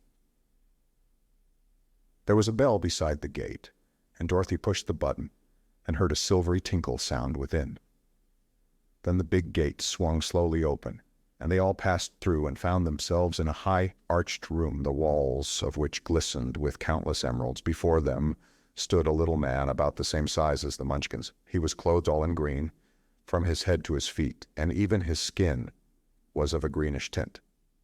At his side was a large green box. When he saw Dorothy and her companions, the man asked, "What do you wish in the Emerald City?" "We came here to see the Great Oz," said Dorothy. The man was so surprised at this answer that he sat down to think it over. "It has been many years since anyone asked me to see Oz," he said, shaking his head in perplexity. "He is powerful and terrible, and if you come on an idle or foolish errand to bother the wise reflections of the great wizard, he might be angry and destroy you all in an instant." "But it is not a foolish errand, nor an idle one," replied the Scarecrow. "It is important, and we have been told that Oz is a good wizard." "So he is," said the Green Man, "and he rules the Emerald City wisely and well. But to those who are not honest, or who approach him from curiosity, he is most terrible, and few have ever dared ask to see his face. I am the guardian of the gates, and since you demand to see the great Oz, I must take you to his palace. But first you must put on the spectacles." "Why?" asked Dorothy. "Because if you did not wear spectacles, the brightness and glory of the Emerald City would blind you. Even those who live in the city must wear spectacles night and day. They are all locked on, for Oz so ordered it when the city was first built, and I have the only key that will unlock them." He opened the big box, and Dorothy saw that it was filled with spectacles of every size and shape. All of them had green glasses in them. The guardian of the gates found a pair that would just fit Dorothy and put them over her eyes. There were 2 golden bands fastened to them that passed around the back of her head, where they were locked together by a little key that was at the end of a chain the guardian of the gates wore around his neck. When they were on, Dorothy could not take them off had she wished, but of course she did not wish to be blinded by the glare of the Emerald City, so she said nothing. Then the Green Man fitted spectacles for the Scarecrow, and the Tin Woodman and the Lion, and even on little Toto, and all were locked fast with the key. Then the guardian of the gates put on his own glasses, and told them he was ready to show them to the palace. Taking a big golden key from a peg on the wall, he opened another gate, and they all followed him through the portal into the streets of the Emerald City. Chapter 11. The Wonderful City of Oz. Even with eyes protected by the green spectacles, Dorothy and her friends were at first dazzled by the brilliancy of the wonderful city. The streets were lined with beautiful houses, all built of green marble and studded everywhere with sparkling emeralds. They walked over a pavement of the same green marble, and where the blocks were joined together were rows of emeralds, set closely and glittering in the brightness of the sun. The window panes were of green glass. Even the sky above the city had a green tint, and the rays of the sun were green. There were many people, men, women, and children, walking about, and these were all dressed in green clothes and had greenish skins. They looked at Dorothy and her strangely assorted company with wondering eyes, and the children all ran away and hid behind their mothers when they saw the lion. But no one spoke to them. Many shops stood in the street, and Dorothy saw that everything in them was green. Green candy and green popcorn were offered for sale, as well as green shoes, green hats, and green clothes of all sorts. At one place, a man was selling green lemonade, and when the children bought it, Dorothy could see that they paid for it with green pennies. There seemed to be no horses nor animals of any kind. The men carried things around in little green carts, which they pushed before them.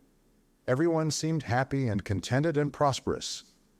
The guardian of the gates led them through the streets until they came to a big building exactly in the middle of the city, which was the Palace of Oz, the Great Wizard. There was a soldier before the door, dressed in a green uniform and wearing a long green beard. "Here are strangers," said the guardian of the gates to him, "and they demand to see the Great Oz." "Step inside," answered the soldier, "and I will carry your message to him." So they passed through the palace gates and were led into a big room with a green carpet and lovely green furniture set with emeralds. The soldier made them all wipe their feet upon a green mat before entering this room, and when they were seated, he said politely, "Please make yourselves comfortable while I go to the door of the throne room and tell Oz you are here." They had to wait a long time before the soldier returned. When at last he came back, Dorothy asked, "Have you seen Oz?" "Oh no," returned the soldier, "I have never seen him. But I spoke to him as he sat behind his screen and gave him your message. He said he will grant you an audience, if you so desire. But each one of you must enter his presence alone, and he will admit but one each day. Therefore, as you must remain in the palace for several days, I will have you shown to rooms where you may rest in comfort after your journey." "Thank you," replied the girl. "That is very kind of Oz."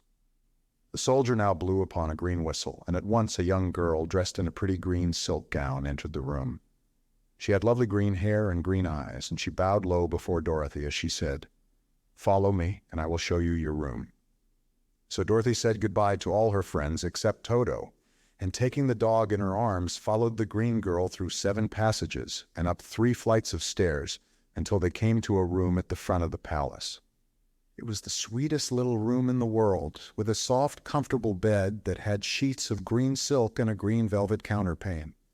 There was a tiny fountain in the middle of the room that shot a spray of green perfume into the air, to fall back into a beautifully carved green marble basin. Beautiful green flowers stood in the windows, and there was a shelf with a row of little green books. When Dorothy had time to open these books, she found them full of queer green pictures that made her laugh. They were so funny. In a wardrobe were many green dresses made of silk and satin and velvet, and all of them fitted Dorothy exactly. "Make yourself perfectly at home," said the green girl, "and if you wish for anything, ring the bell. Oz will send for you tomorrow morning." She left Dorothy alone and went back to the others. These she also led to rooms, and each one of them found himself lodged in a very pleasant part of the palace. Of course, this politeness was wasted on the Scarecrow, for when he found himself alone in his room, he stood stupidly in one spot, just within the doorway, to wait till morning. It would not rest him to lie down, and he could not close his eyes, so he remained all night staring at a little spider which was weaving its web in a corner of the room, just as if it were not one of the most wonderful rooms in the world.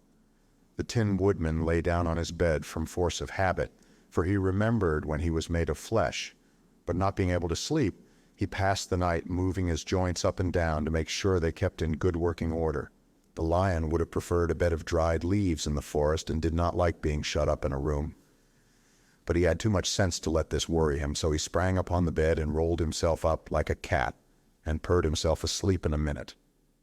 The next morning, after breakfast, the Green Maiden came to fetch Dorothy, and she dressed her in one of the prettiest gowns, made of green brocaded satin. Dorothy put on a green silk apron and tied a green ribbon around Toto's neck, and they started for the throne room of the Great Oz. First they came to a great hall in which were many ladies and gentlemen of the court, all dressed in rich costumes. These people had nothing to do but talk to each other, but they always came to wait outside the throne room every morning, although they were never permitted to see Oz. As Dorothy entered, they looked at her curiously, and one of them whispered, "Are you really going to look upon the face of Oz the Terrible?" "Of course," answered the girl, "if he will see me." "Oh, he will see you," said the soldier who had taken her message to the wizard, "although he does not like to have people ask to see him. Indeed, at first he was angry and said I should send you back where you came from. Then he asked me what you looked like, and when I mentioned your silver shoes, he was very much interested. At last I told him about the mark upon your forehead, and he decided he would admit you to his presence." Just then a bell rang, and the green girl said to Dorothy, "That is the signal. You must go into the throne room alone." She opened a little door, and Dorothy walked boldly through and found herself in a wonderful place. It was a big round room with a high arched roof, and the walls and ceiling and floor were covered with large emeralds set closely together. In the center of the roof was a great light, as bright as the sun, which made the emeralds sparkle in a wonderful manner. But what interested Dorothy most was the big throne of green marble that stood in the middle of the room. It was shaped like a chair and sparkled with gems, as did everything else. In the center of the chair was an enormous head, without a body to support it or any arms or legs, whatever. There was no hair upon this head, but it had eyes and a nose and mouth, and was much bigger than the head of the biggest giant. As Dorothy gazed upon this in wonder and fear, the eyes turned slowly and looked at her sharply and steadily. Then the mouth moved, and Dorothy heard a voice say, "I am Oz, the great and terrible. Who are you, and why do you seek me?" It was not such an awful voice as she had expected to come from the big head. So she took courage and answered, "I am Dorothy the small and meek. I've come to you for help." The eyes looked at her thoughtfully for a full minute. Then said the voice, "Where did you get the silver shoes?" "I got them from the Wicked Witch of the East when my house fell on her and killed her," she replied. "Where did you get the mark upon your forehead?" continued the voice. "That is where the good witch of the North kissed me, when she bade me goodbye and sent me to you," said the girl. Again the eyes looked at her sharply, and they saw she was telling the truth. Then Oz asked, "What do you wish me to do?" "Send me back to Kansas, where my Aunt Em and Uncle Henry are," she answered earnestly. "I don't like your country, although it is so beautiful, and I am sure Aunt Em will be dreadfully worried over my being away so long." The eyes winked 3 times, and then they turned up to the ceiling and down to the floor and rolled around so queerly that they seemed to see every part of the room. And at last, they looked at Dorothy again. "Why should I do this for you?" asked Oz. "Because you are strong and I am weak, because you're a great wizard and I am only a little girl." "But you were strong enough to kill the Wicked Witch of the East," said Oz. "That just happened," returned Dorothy simply. "I could not help it." "Well," said the head, "I will give you my answer. You have no right to expect me to send you back to Kansas unless you do something for me in return. In this country, everyone must pay for everything he gets. If you wish me to use my magic power to send you home again, you must do something for me first. Help me and I will help you." "What must I do?" asked the girl. "Kill the Wicked Witch of the West," answered Oz. "But I cannot," exclaimed Dorothy, greatly surprised. "You killed the Witch of the East, and you wear the silver shoes, which bear a powerful charm. There is now but one Wicked Witch left in all this land. And when you can tell me she is dead, I will send you back to Kansas, but not before." The little girl began to weep. She was so much disappointed, and the eyes winked again and looked upon her anxiously, as if the great Oz felt that she could help him if she would. "I never killed anything willingly," she sobbed. "Even if I wanted to, how could I kill the Wicked Witch? If you, who are great and terrible, cannot kill her yourself, how do you expect me to do it?"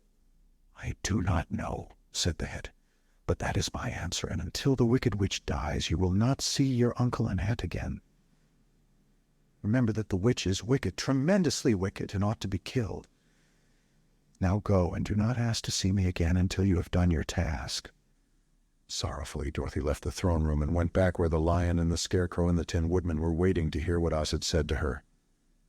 "There's no hope for me," she said sadly, "for Oz will not send me home until I have killed the Wicked Witch of the West, and that I can never do." Her friends were sorry, but could do nothing to help her. So Dorothy went to her own room and lay down on the bed and cried herself to sleep. The next morning the soldier with the green whiskers came to the Scarecrow and said, "Come with me, for Oz has sent for you." So the Scarecrow followed him and was admitted into the great throne room, where he saw, sitting in the emerald throne, a most lovely lady. She was dressed in green silk gauze and wore upon her flowing green locks a crown of jewels. Growing from her shoulders were wings, gorgeous in color and so light that they fluttered if the slightest breath of air reached them. When the Scarecrow had bowed, as prettily as his straw stuffing would let him, before this beautiful creature, she looked upon him sweetly and said, "I am Oz, the great and terrible. Who are you, and why do you seek me?" Now the Scarecrow, who had expected to see the great head Dorothy had told him of, was much astonished, but he answered her bravely, "I am only a scarecrow stuffed with straw. Therefore I have no brains, and I come to you praying that you will put brains in my head instead of straw, so that I may become as much a man as any other in your dominions." "Why should I do this for you?" asked the lady. "Because you are wise and powerful, and no one else can help me," answered the Scarecrow. "I never grant favors without some return," said Oz, "but this much I will promise. If you will kill for me the Wicked Witch of the West, I will bestow upon you a great many brains, and such good brains that you will be the wisest man in all the land of Oz." "I thought you asked Dorothy to kill the witch," said the Scarecrow in surprise. "So I did. I don't care who kills her, but until she is dead, I will not grant your wish. Now go, and do not seek me again until you have earned the brains you so greatly desire." The Scarecrow went sorrowfully back to his friends and told them what Oz had said, and Dorothy was surprised to find that the great wizard was not a head as she had seen him, but a lovely lady. "All the same," said the Scarecrow, "she needs a heart as much as the Tin Woodman." On the next morning the soldier with the green whiskers came to the Tin Woodman and said, "Oz has sent for you. Follow me." So the Tin Woodman followed him and came to the great throne room. He did not know whether he would find Oz a lovely lady or a head, but he hoped it would be the lovely lady. "For," he said to himself, "if it is the head, I am sure I shall not be given a heart, since a head has no heart of its own and therefore cannot feel for me. But if it is the lovely lady, I shall beg hard for a heart, for all ladies are themselves said to be kindly-hearted." But when the woodman entered the great throne room, he saw neither the head nor the lady, for Oz had taken the shape of a most terrible beast. It was nearly as big as an elephant, and the green throne seemed hardly strong enough to hold its weight. The beast had a head like that of a rhinoceros, only there were 5 eyes in its face. There were 5 long arms growing out of its body, and it also had 5 long, slim legs. Thick, woolly hair covered every part of it, and a more dreadful-looking monster could not be imagined. It was fortunate the Tin Woodman had no heart at that moment, for it would have beat loud and fast from terror. But being only tin, the Woodman was not at all afraid, although he was much disappointed. "I am Oz, the great and terrible," spoke the beast in a voice that was one great roar. "Who are you, and why do you seek me?" "I am a woodman and made of tin. Therefore I have no heart and cannot love. I pray you to give me a heart that I may be as other men are." "Why should I do this?" demanded the beast.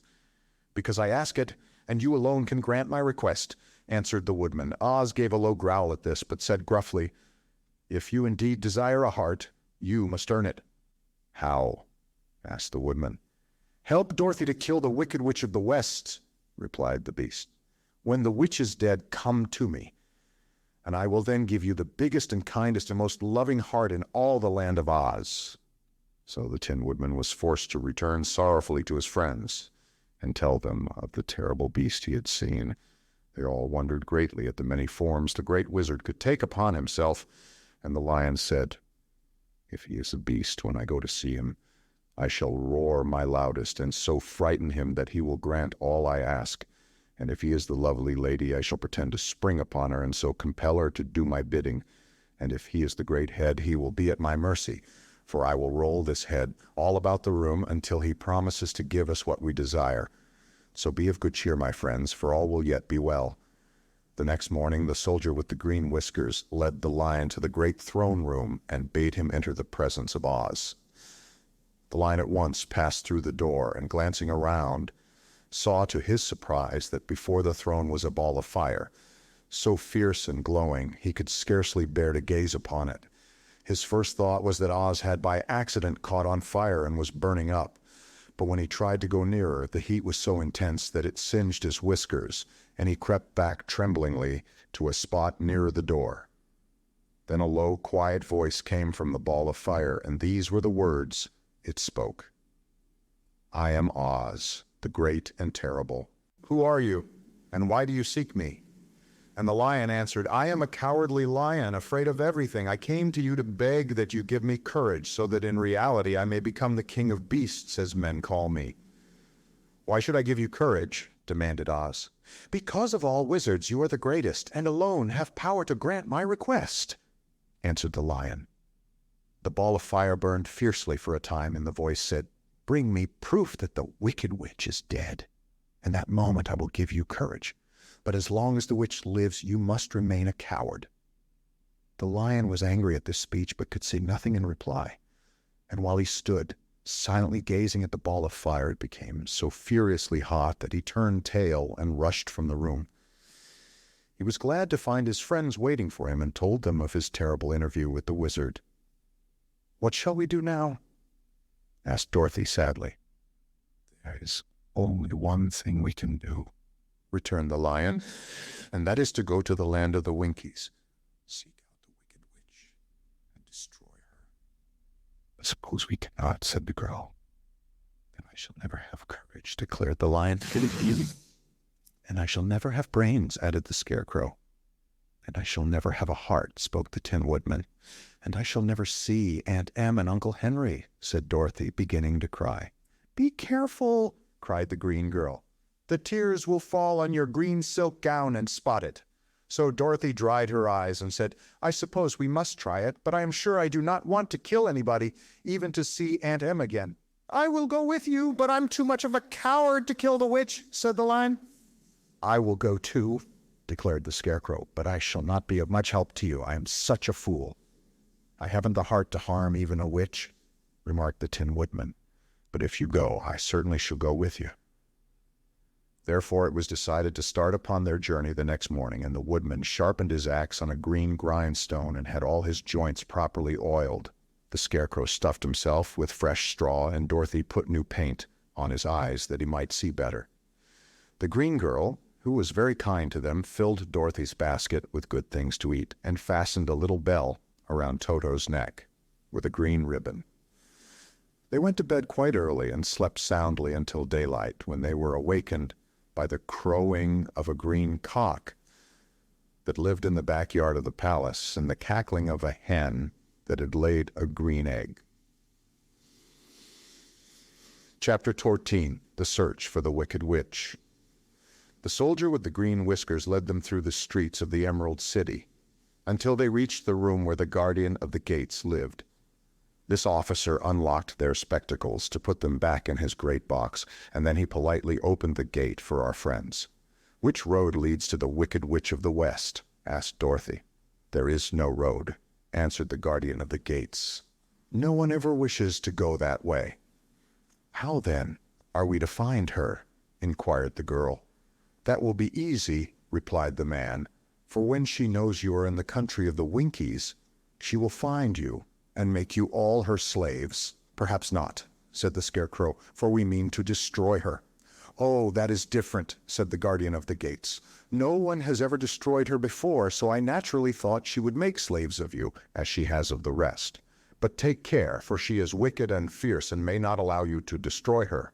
Keep to the west where the sun sets, and you cannot fail to find her." They thanked him and bade him goodbye, and turned toward the west, walking over fields of soft grass dotted here and there with daisies and buttercups. Dorothy still wore the pretty silk dress she had put on in the palace, but now, to her surprise, she found it was no longer green but pure white. The ribbon around Toto's neck had also lost its green color and was as white as Dorothy's dress. The Emerald City was soon left far behind. As they advanced, the ground became rougher and hillier, for there were no farms nor houses in this country of the West, and the ground was untilled. In the afternoon the sun shone hot in their faces, for there were no trees to offer them shade, so that before night Dorothy and Toto and the lion were tired, and lay down upon the grass and fell asleep, with the woodman and the Scarecrow keeping watch. Now the Wicked Witch of the West had but one eye, yet that was as powerful as a telescope, and could see everywhere. So as she sat in the door of her castle, she happened to look around and saw Dorothy lying asleep, with her friends all about her. They were a long distance off, but the Wicked Witch was angry to find them in her country. So she blew upon a silver whistle that hung around her neck. At once there came running to her from all directions a pack of great wolves. They had long legs and fierce eyes and sharp teeth. "Go to those people," said the witch, "and tear them to pieces." "Are you not going to make them your slaves?" asked the leader of the wolves. "No," she answered. "One is of tin and one of straw. One is a girl and another a lion.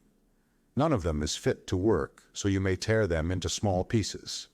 "Very well," said the wolf, and he dashed away at full speed, followed by the others. It was lucky the Scarecrow and the Woodman were wide awake and heard the wolves coming. "This is my fight," said the Woodman. "So get behind me and I will meet them as they come." He seized his axe, which he had made very sharp, and as the leader of the wolves came on, the Tin Woodman swung his arm and chopped the wolf's head from its body, so that it immediately died. As soon as he could raise his axe, another wolf came up, and he also fell under the sharp edge of the Tin Woodman's weapon. There were 40 wolves, and 40 times a wolf was killed, so that at last they all lay dead in a heap before the Woodman.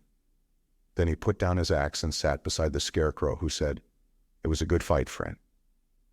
They waited until Dorothy awoke the next morning. The little girl was quite frightened when she saw the great pile of shaggy wolves, but the Tin Woodman told her all. She thanked him for saving them and sat down to breakfast, after which they started again upon their journey. Now this same morning the Wicked Witch came to the door of her castle and looked out with her one eye that could see far off. She saw all her wolves lying dead, and the strangers still traveling through her country. This made her angrier than before, and she blew her silver whistle twice. Straightway a great flock of wild crows came flying toward her, enough to darken the sky, and the Wicked Witch said to the King Crow, "Fly at once to the strangers, peck out their eyes and tear them to pieces." The wild crows flew in one great flock toward Dorothy and her companions. When the little girl saw them coming, she was afraid. But the Scarecrow said, "This is my battle, so lie down beside me and you will not be harmed." So they all lay upon the ground except the Scarecrow, and he stood up and stretched out his arms. And when the crows saw him, they were frightened, as these birds always are by scarecrows, and did not dare to come any nearer. But the King Crow said, "It is only a stuffed man. I will peck his eyes out." The King Crow flew at the Scarecrow, who caught it by the head and twisted its neck until it died. And then another crow flew at him, and the Scarecrow twisted its neck also. There were 40 crows, and 40 times the Scarecrow twisted a neck, until at last all were lying dead beside him. Then he called to his companions to rise, and again they went upon their journey. When the Wicked Witch looked out again and saw all her crows lying in a heap, she got into a terrible rage and blew 3 times upon her silver whistle. Forthwith there was heard a great buzzing in the air, and a swarm of black bees came flying toward her. "Go to the strangers and sting them to death," commanded the witch, and the bees turned and flew rapidly until they came to where Dorothy and her friends were walking. But the Woodman had seen them coming, and the Scarecrow had decided what to do. "Take out my straw and scatter it over the little girl and the dog and the lion," he said to the Woodman, "and the bees cannot sting them." This the Woodman did, and as Dorothy lay close beside the lion and held Toto in her arms, the straw covered them entirely. The bees came and found no one but the Woodman to sting, so they flew at him and broke off all their stings against the tin without hurting the Woodman at all. And as bees cannot live when their stings are broken, that was the end of the black bees, and they lay scattered thick about the Woodman like little heaps of fine coal. Then Dorothy and the lion got up, and the girl helped the Tin Woodman put the straw back into the Scarecrow again, until he was as good as ever. So they started upon their journey once more. The Wicked Witch was so angry when she saw her black bees in little heaps like fine coal that she stamped her foot and tore her hair and gnashed her teeth. And then she called a dozen of her slaves, who were the Winkies, and gave them sharp spears, telling them to go to the strangers and destroy them. The Winkies were not a brave people, but they had to do as they were told. So they marched away until they came near to Dorothy. Then the lion gave a great roar and sprang towards them, and the poor Winkies were so frightened that they ran back as fast as they could. When they returned to the castle, the wicked witch beat them well with a strap and sent them back to their work, after which she sat down to think what she should do next. She could not understand how all her plans to destroy these strangers had failed, but she was a powerful witch as well as a wicked one, and she soon made up her mind how to act. There was in her cupboard a golden cap with a circle of diamonds and rubies running round it. This golden cap had a charm. Whoever owned it could call 3 times upon the winged monkeys, who would obey any order they were given. But no person could command these strange creatures more than 3 times. Twice already the wicked witch had used the charm of the cap. Once was when she had made the Winkies her slaves and set herself to rule over their country. The winged monkeys had helped her do this. The second time was when she had fought against the great Oz himself and driven him out of the land of the West. The winged monkeys had also helped her in doing this. Only once more could she use this golden cap, for which reason she did not like to do so until all her other powers were exhausted. But now that her fierce wolves and her wild crows and her stinging bees were gone, and her slaves had been scared away by the cowardly lion, she saw there was only one way left to destroy Dorothy and her friends. So the wicked witch took the golden cap from her cupboard and placed it upon her head. Then she stood upon her left foot and said slowly, "Ipipi pepi kaki." Next, she stood upon her right foot and said, "Hillo, holo, hello." After this she stood upon both feet and cried in a loud voice, "Zizi, zuz, zi, zik." Now the charm began to work. The sky was darkened and a low rumbling sound was heard in the air. There was a rushing of many wings, a great chattering and laughing, and the sun came out of the dark sky to show the wicked witch surrounded by a crowd of monkeys, each with a pair of immense and powerful wings on his shoulders. One, much bigger than the others, seemed to be their leader. He flew close to the witch and said, "You have called us for the 3rd and last time. What do you command?" "Go to the strangers who are within my land and destroy them all except the lion," said the wicked witch. "Bring that beast to me, for I have a mind to harness him like a horse and make him work." "Your commands shall be obeyed," said the leader. Then with a great deal of chattering and noise, the winged monkeys flew away to the place where Dorothy and her friends were walking. Some of the monkeys seized the Tin Woodman and carried him through the air until they were over a country thickly covered with sharp rocks. Here they dropped the poor woodman, who fell a great distance to the rocks, where he lay so battered and dented that he could neither move nor groan. Others of the monkeys caught the Scarecrow, and with their long fingers pulled all of the straw out of his clothes and head. They made his hat and boots and clothes into a small bundle and threw it into the top branches of a tall tree. The remaining monkeys threw pieces of stout rope around the lion and wound many coils about his body and head and legs until he was unable to bite or scratch or struggle in any way. Then they lifted him up and flew away with him to the witch's castle, where he was placed in a small yard with a high iron fence around it, so that he could not escape. But Dorothy they did not harm at all. She stood with Toto in her arms, watching the sad fate of her comrades, and thinking it would soon be her turn. The leader of the winged monkeys flew up to her, his long, hairy arms stretched out and his ugly face grinning terribly. But he saw the mark of the good witch's kiss upon her forehead and stopped short, motioning the others not to touch her. "We dare not harm this little girl," he said to them, "for she is protected by the power of good, and that is greater than the power of evil. All we can do is to carry her to the castle of the wicked witch and leave her there." So carefully and gently, they lifted Dorothy in their arms and carried her swiftly through the air until they came to the castle, where they set her down upon the front doorstep. Then the leader said to the witch, "We have obeyed you as far as we were able. The Tin Woodman and the Scarecrow are destroyed, and the lion is tied up in your yard. The little girl we dare not harm, nor the dog she carries in her arms. Your power over our band is now ended, and you will never see us again." Then all the winged monkeys, with much laughing and chattering and noise, flew into the air and were soon out of sight.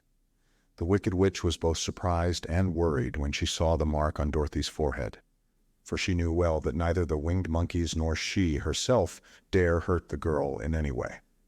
She looked down at Dorothy's feet, and seeing the silver shoes began to tremble with fear, for she knew what a powerful charm belonged to them.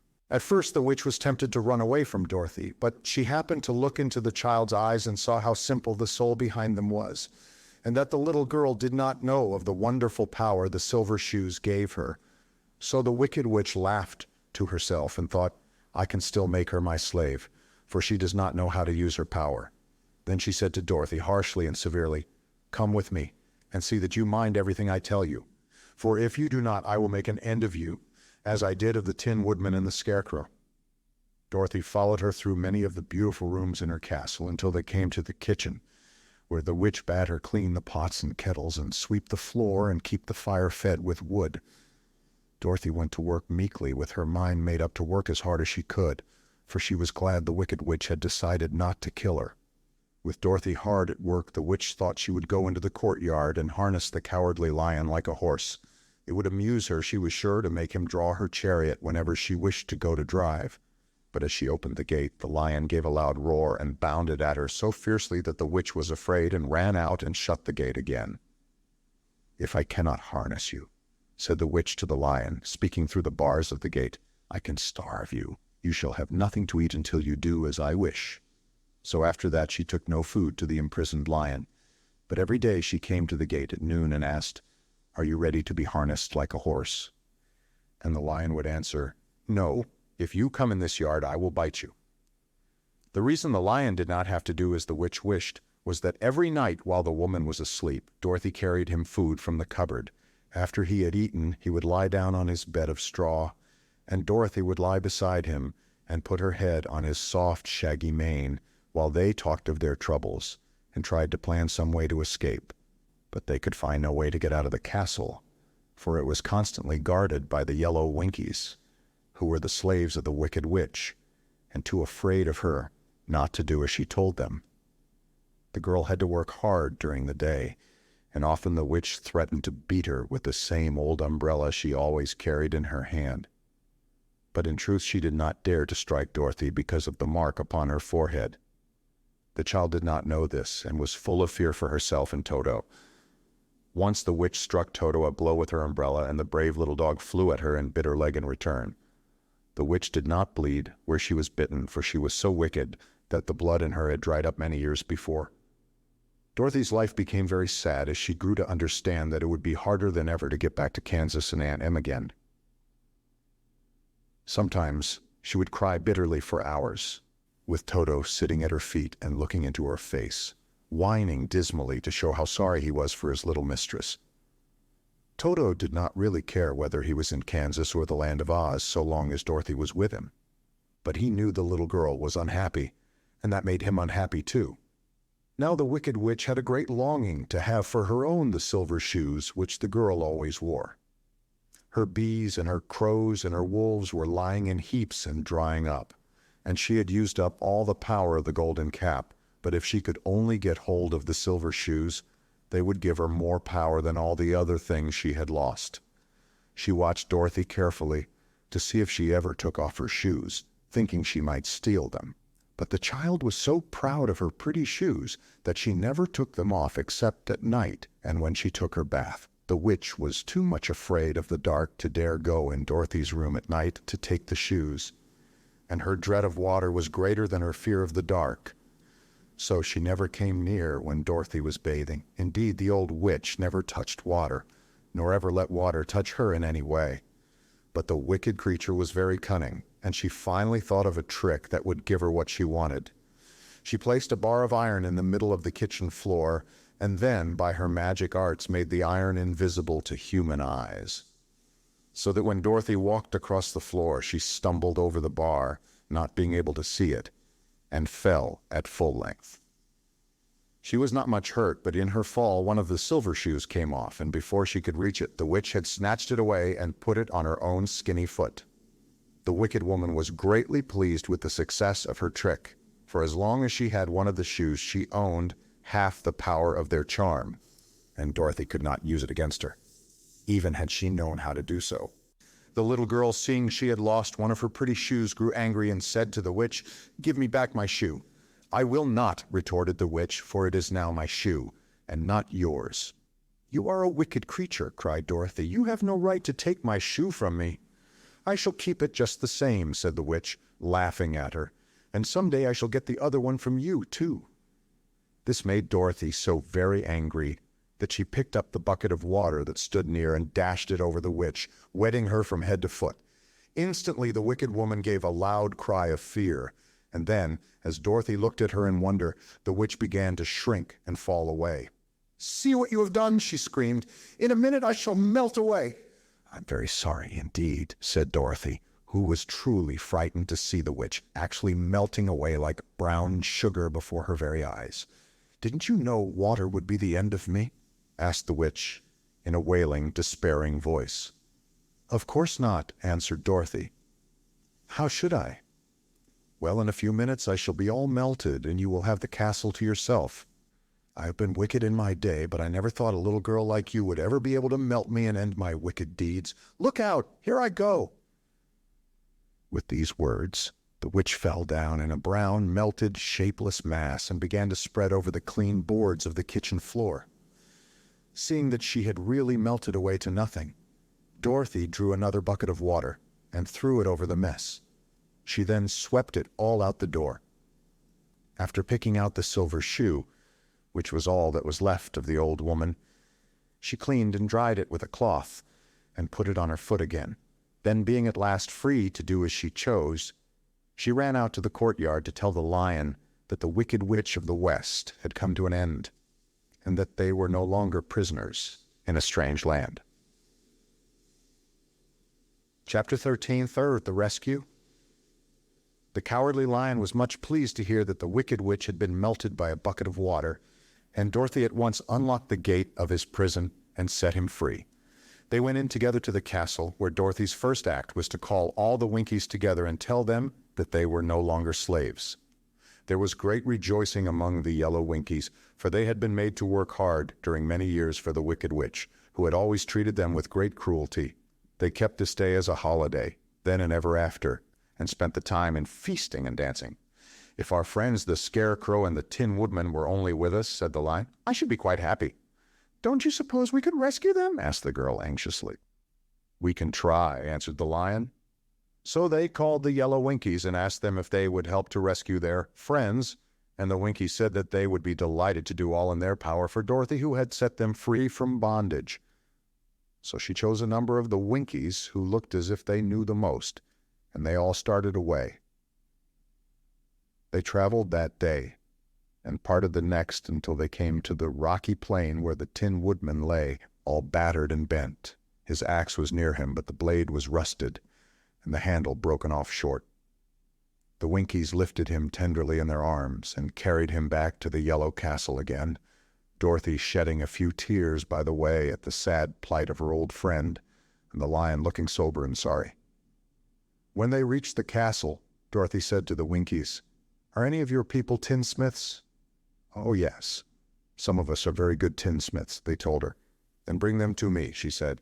And when the tinsmiths came, bringing with them all their tools in baskets, she inquired, "Can you straighten out those dents in the Tin Woodman, and bend him back into shape again, and solder him together where he's broken?" The tinsmiths looked the woodman over carefully and then answered that they thought they could mend him, so he would be as good as ever.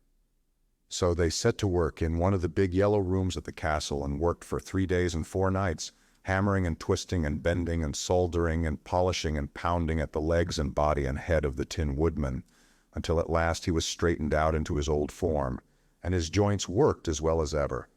To be sure, there were several patches on him, but the tinsmiths did a good job, and as the woodman was not a vain man, he did not mind the patches at all. When at last he walked into Dorothy's room and thanked her for rescuing him, he was so pleased that he wept tears of joy, and Dorothy had to wipe every tear carefully from his face with her apron so his joints would not be rusted.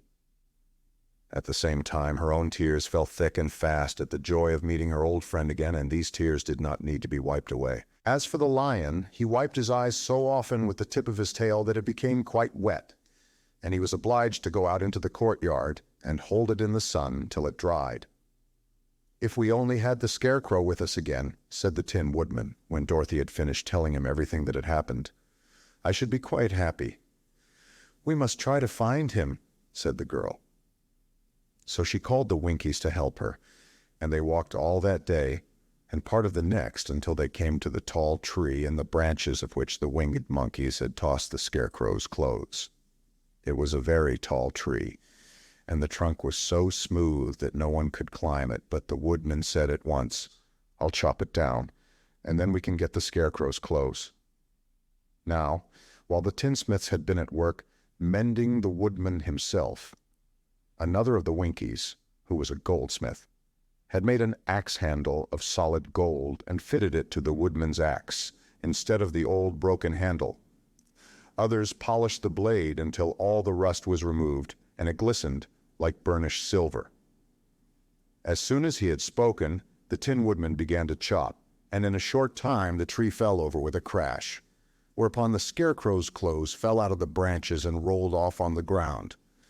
Dorothy picked them up and had the Winkies carry them back to the castle, where they were stuffed with nice, clean straw. And behold, here was the Scarecrow as good as ever, thanking them over and over again for saving him. Now that they were reunited, Dorothy and her friends spent a few happy days at the Yellow Castle, where they found everything they needed to make them comfortable. But one day the girl thought of Aunt Em and said, "We must go back to Oz and claim his promise." "Yes," said the woodman, "at last I shall get my heart. And I shall get my brains," added the Scarecrow joyfully. "And I shall get my courage," said the Lion thoughtfully. "And I shall get back to Kansas," cried Dorothy, clapping her hands. "Oh, let's start for the Emerald City tomorrow." This they decided to do. The next day they called the Winkies together and bade them goodbye. The Winkies were sorry to have them go, and they had grown so fond of the Tin Woodman that they begged him to stay and rule over them in the Yellow Land of the West. Finding they were determined to go, the Winkies gave Toto and the Lion each a golden collar, and to Dorothy they presented a beautiful bracelet studded with diamonds, and to the Scarecrow they gave a gold-headed walking stick to keep him from stumbling, and to the Tin Woodman they offered a silver oil can, inlaid with gold and set with precious jewels. Every one of the travelers made the Winkies a pretty speech in return, and all shook hands with them until their arms ached. Dorothy went to the witch's cupboard to fill her basket with food for the journey, and there she saw the golden cap.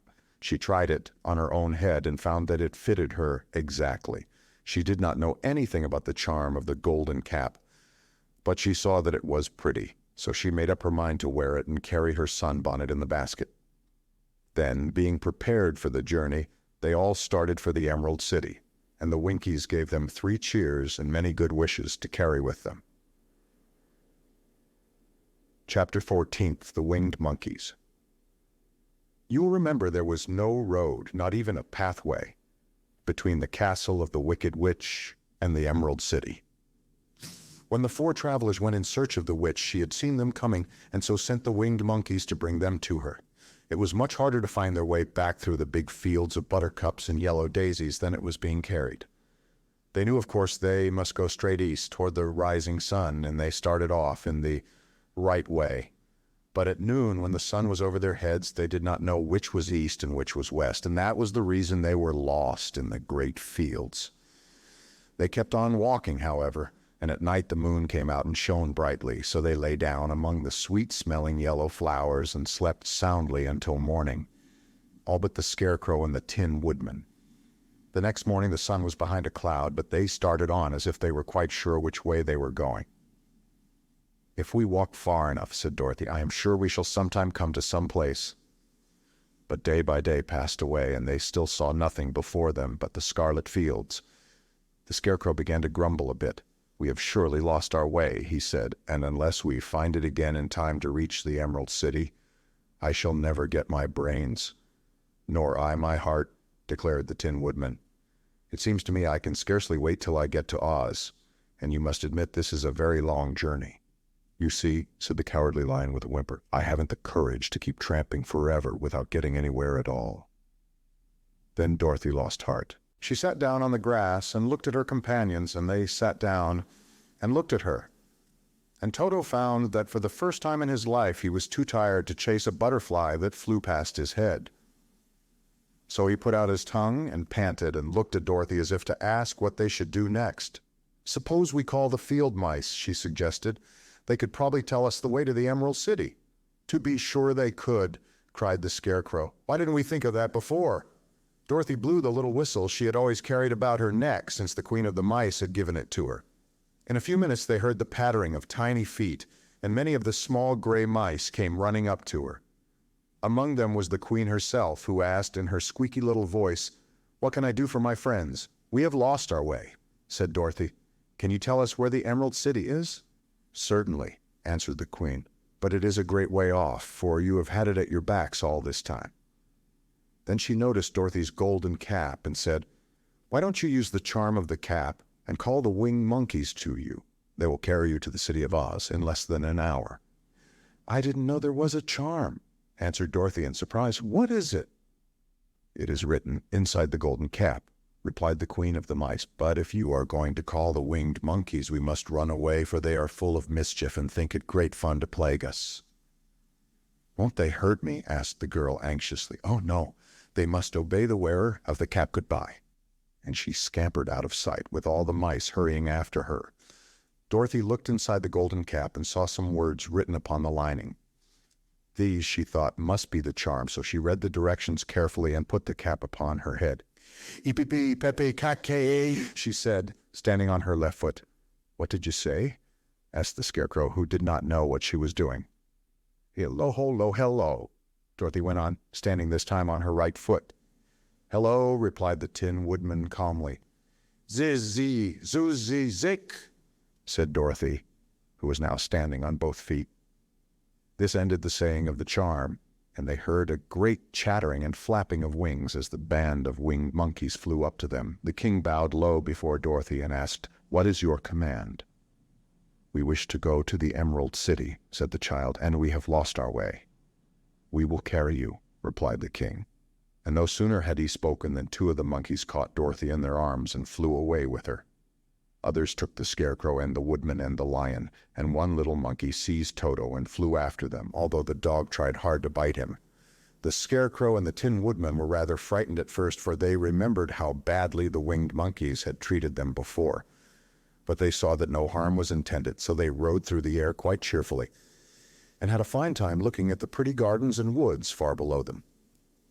Dorothy found herself riding easily between two of the biggest monkeys. One of them, the king himself. They had made a chair of their hands and were careful not to hurt her. "Why do you have to obey the charm of the golden cap?" she asked. "That is a long story," answered the king with a winged laugh. "But as we have a long journey before us, I will pass the time by telling you about it, if you wish." "I shall be glad to hear it," she replied.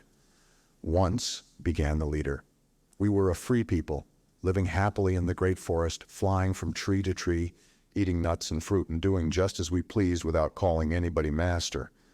Perhaps some of us were rather too full of mischief at times, flying down to pull the tails of the animals that had no wings, chasing birds, and throwing nuts at the people who walked in the forest, but we were careless and happy and full of fun and enjoyed every minute of the day. This was many years ago, long before Oz came out of the clouds to rule over this land. There lived here then, away at the north, a beautiful princess, who was also a powerful sorceress.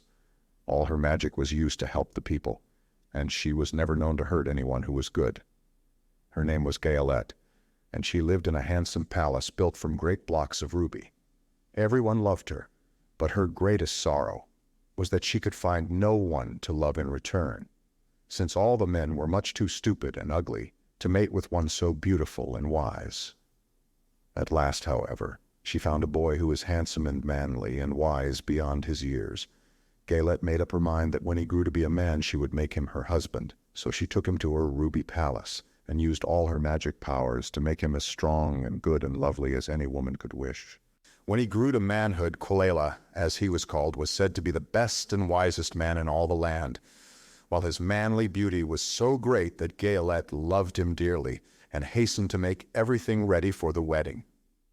My grandfather was at that time the king of the winged monkeys which lived in the forest near Gaelet's palace, and the old fellow loved a joke better than a good dinner. One day, just before the wedding, my grandfather was flying out with his band when he saw Kalila walking beside the river. He was dressed in a rich costume of pink silk and purple velvet, and my grandfather thought he would see what he could do. At his word, the band flew down and seized Kalila, carried him in their arms until they were over the middle of the river, and then dropped him into the water. "Swim out, my fine fella," cried my grandfather, "and see if the water has spotted your clothes." Kalila was much too wise not to swim, and he was not in the least spoiled by all his good fortune. He laughed when he came to the top of the water and swam into shore. But when Gaelet came running out to him, she found his silks and velvet all ruined by the river. The princess was angry, and she knew, of course, who did it. She had all the winged monkeys brought before her, and she said at first that their wings should be tied, and they should be treated as they had treated Kalila, and dropped in the river. But my grandfather pleaded hard, for he knew the monkeys would drown in the river with their wings tied. And Kalila said a kind word for them also, so that Gaelet finally spared them, on condition that the winged monkeys should ever after do 3 times the bidding of the owner of the golden cap. This cap had been made for a wedding present to Kalila, and it is said to have cost the princess half her kingdom. Of course, my grandfather and all the other monkeys at once agreed to the condition, and that is how it happens that we are 3 times the slaves of the owner of the golden cap, whosoever he may be. "And what became of them?" asked Dorothy, who had been greatly interested in the story. "Kalila being the first owner of the golden cap," replied the monkey, "he was the first to lay his wishes upon us. As his bride could not bear the sight of us, he called us all to him in the forest, after he had married her, and ordered us always to keep where she could never again set eyes on a winged monkey, which we were glad to do, for we were all afraid of her. This was all we ever had to do until the golden cap fell into the hands of the wicked witch of the West, who made us enslave the Winkies, and afterward drive Oz himself out of the land of the West. Now the golden cap is yours, and 3 times you have the right to lay your wishes upon us." As the Monkey King finished his story, Dorothy looked down and saw the green shining walls of the Emerald City before them. She wondered at the rapid flight of the monkeys, but was glad the journey was over. The strange creatures set the travelers down carefully before the gate of the city. The king bowed low to Dorothy and then flew swiftly away, followed by all his band. "That was a good ride," said the little girl. "Yes, and a quick way out of our troubles," replied the lion. "How lucky it was you brought away that wonderful cap." Chapter 15. The Discovery of Oz the Terrible. The 4 travelers walked up to the great gate of Emerald City and rang the bell. After ringing several times, it was opened by the same guardian of the gates they had met before. "What? Are you back again?" he asked in surprise. "Do you not see us?" answered the Scarecrow. "But I thought you had gone to visit the Wicked Witch of the West." "We did visit her," said the Scarecrow. "And she let you go again?" asked the man in wonder. "She could not help it, for she is melted," explained the Scarecrow. "Melted? Well, that is good news indeed," said the man. "Who melted her?" "It was Dorothy," said the lion gravely. "Good gracious," exclaimed the man, and he bowed very low indeed before her. Then he led them into his little room and locked the spectacles from the great box on all their eyes, just as he had done before. Afterward they passed on through the gate into the Emerald City. When the people heard from the guardian of the gates that Dorothy had melted the Wicked Witch of the West, they all gathered around the travelers and followed them in a great crowd to the Palace of Oz. The soldier with the green whiskers was still on guard before the door, but he let them in at once, and they were again met by the beautiful green girl, who showed each of them to their old rooms at once, so they might rest until the great Oz was ready to receive them. The soldier had the news carried straight to Oz that Dorothy and the other travelers had come back again after destroying the Wicked Witch. But Oz made no reply. They thought the great wizard would send for them at once, but he did not. They had no word from him the next day, nor the next, nor the next. The waiting was tiresome and wearing, and at last they grew vexed that Oz should treat them in so poor a fashion, after sending them to undergo hardships and slavery. So the Scarecrow at last asked the green girl to take another message to Oz, saying if he did not let them in to see him at once, they would call the winged monkeys to help them, and find out whether he kept his promises or not. When the wizard was given this message, he was so frightened that he sent word for them to come to the throne room at 4 minutes after 9 o'clock the next morning. He had once met the winged monkeys in the land of the West, and he did not wish to meet them again. The 4 travelers passed a sleepless night, each thinking of the gift Oz had promised to bestow on him. Dorothy fell asleep only once, and then she dreamed she was in Kansas, where Aunt Em was telling her how glad she was to have her little girl at home again. Promptly at 9 o'clock the next morning, the green-whiskered soldier came to them, and 4 minutes later they all went into the throne room of the great Oz. Of course, each one of them expected to see the wizard in the shape he had taken before, and all were greatly surprised when they looked about and saw no one at all in the room. They kept close to the door and closer to one another, for the stillness of the empty room was more dreadful than any of the forms they had seen Oz take. Presently they heard a solemn voice that seemed to come from somewhere near the top of the great dome, and it said, "I am Oz, the great and terrible. Why do you seek me?" They looked again in every part of the room, and then, seeing no one, Dorothy asked, "Where are you?" "I am everywhere," answered the voice, "but to the eyes of common mortals I am invisible. I will now seat myself upon my throne, that you may converse with me." Indeed, the voice seemed just then to come straight from the throne itself, so they walked toward it and stood in a row while Dorothy said, "We have come to claim our promise, O Oz." "What promise?" asked Oz. "You promised to send me back to Kansas when the Wicked Witch was destroyed," said the girl. "And you promised to give me brains," said the Scarecrow. "And you promised to give me a heart," said the Tin Woodman. "And you promised to give me courage," said the Cowardly Lion. "Is the Wicked Witch really destroyed?" asked the voice, and Dorothy thought it trembled a little. "Yes," she answered. "I melted her with a bucket of water." "Dear me," said the voice. "How sudden! Well, come to me tomorrow, for I must have time to think it over." "You've had plenty of time already," said the Tin Woodman angrily. "We shan't wait a day longer," said the Scarecrow. "You must keep your promises to us," exclaimed Dorothy. The lion thought it might be as well to frighten the wizard, so he gave a large, loud roar, which was so fierce and dreadful that Toto jumped away from him in alarm and tipped over the screen that stood in a corner. As it fell with a crash, they looked that way, and the next moment all of them were filled with wonder. For they saw, standing in just the spot the screen had hidden, a little old man with a bald head and a wrinkled face who seemed to be as much surprised as they were. The Tin Woodman, raising his axe, rushed toward the little man and cried out, "Who are you?" "I'm Oz, the great and terrible," said the little man in a trembling voice. "But don't strike me, please don't, and I'll do anything you want me to." Our friends looked at him in surprise and dismay. "I thought Oz was a great head," said Dorothy. "And I thought Oz was a lovely lady," said the Scarecrow. "And I thought Oz was a terrible beast," said the Tin Woodman. "And I thought Oz was a ball of fire," exclaimed the lion. "No, you are all wrong," said the little man meekly. "I have been making believe." "Making believe!" cried Dorothy. "Are you not a great wizard?" "Hush, my dear," he said. "Don't speak so loud or you will be overheard, and I should be ruined. I'm supposed to be a great wizard." "And aren't you?" she asked. "Not a bit of it, my dear. I'm just a common man." "You're more than that," said the Scarecrow in a grieved tone. "You're a humbug." "Exactly so," declared the little man, rubbing his hands together as if it pleased him. "I am a humbug." "But this is terrible," said the Tin Woodman. "How shall I ever get my heart?" "Or I my courage?" asked the lion. "Or I my brains?" wailed the Scarecrow, wiping the tears from his eyes with his coat sleeve. "My dear friends," said Oz, "I pray you not to speak of these little things. Think of me and the terrible trouble I'm in at being found out." "Doesn't anyone else know you're a humbug?" asked Dorothy. "No one knows it but you four and myself," replied Oz. "I have fooled everyone so long that I thought I should never be found out. It was a great mistake my ever letting you into the throne room. Usually I will not see even my subjects, and so they believe I'm something terrible." "But I don't understand," said Dorothy in bewilderment. "How was it that you appeared to me as a great head?" "That was one of my tricks," answered Oz.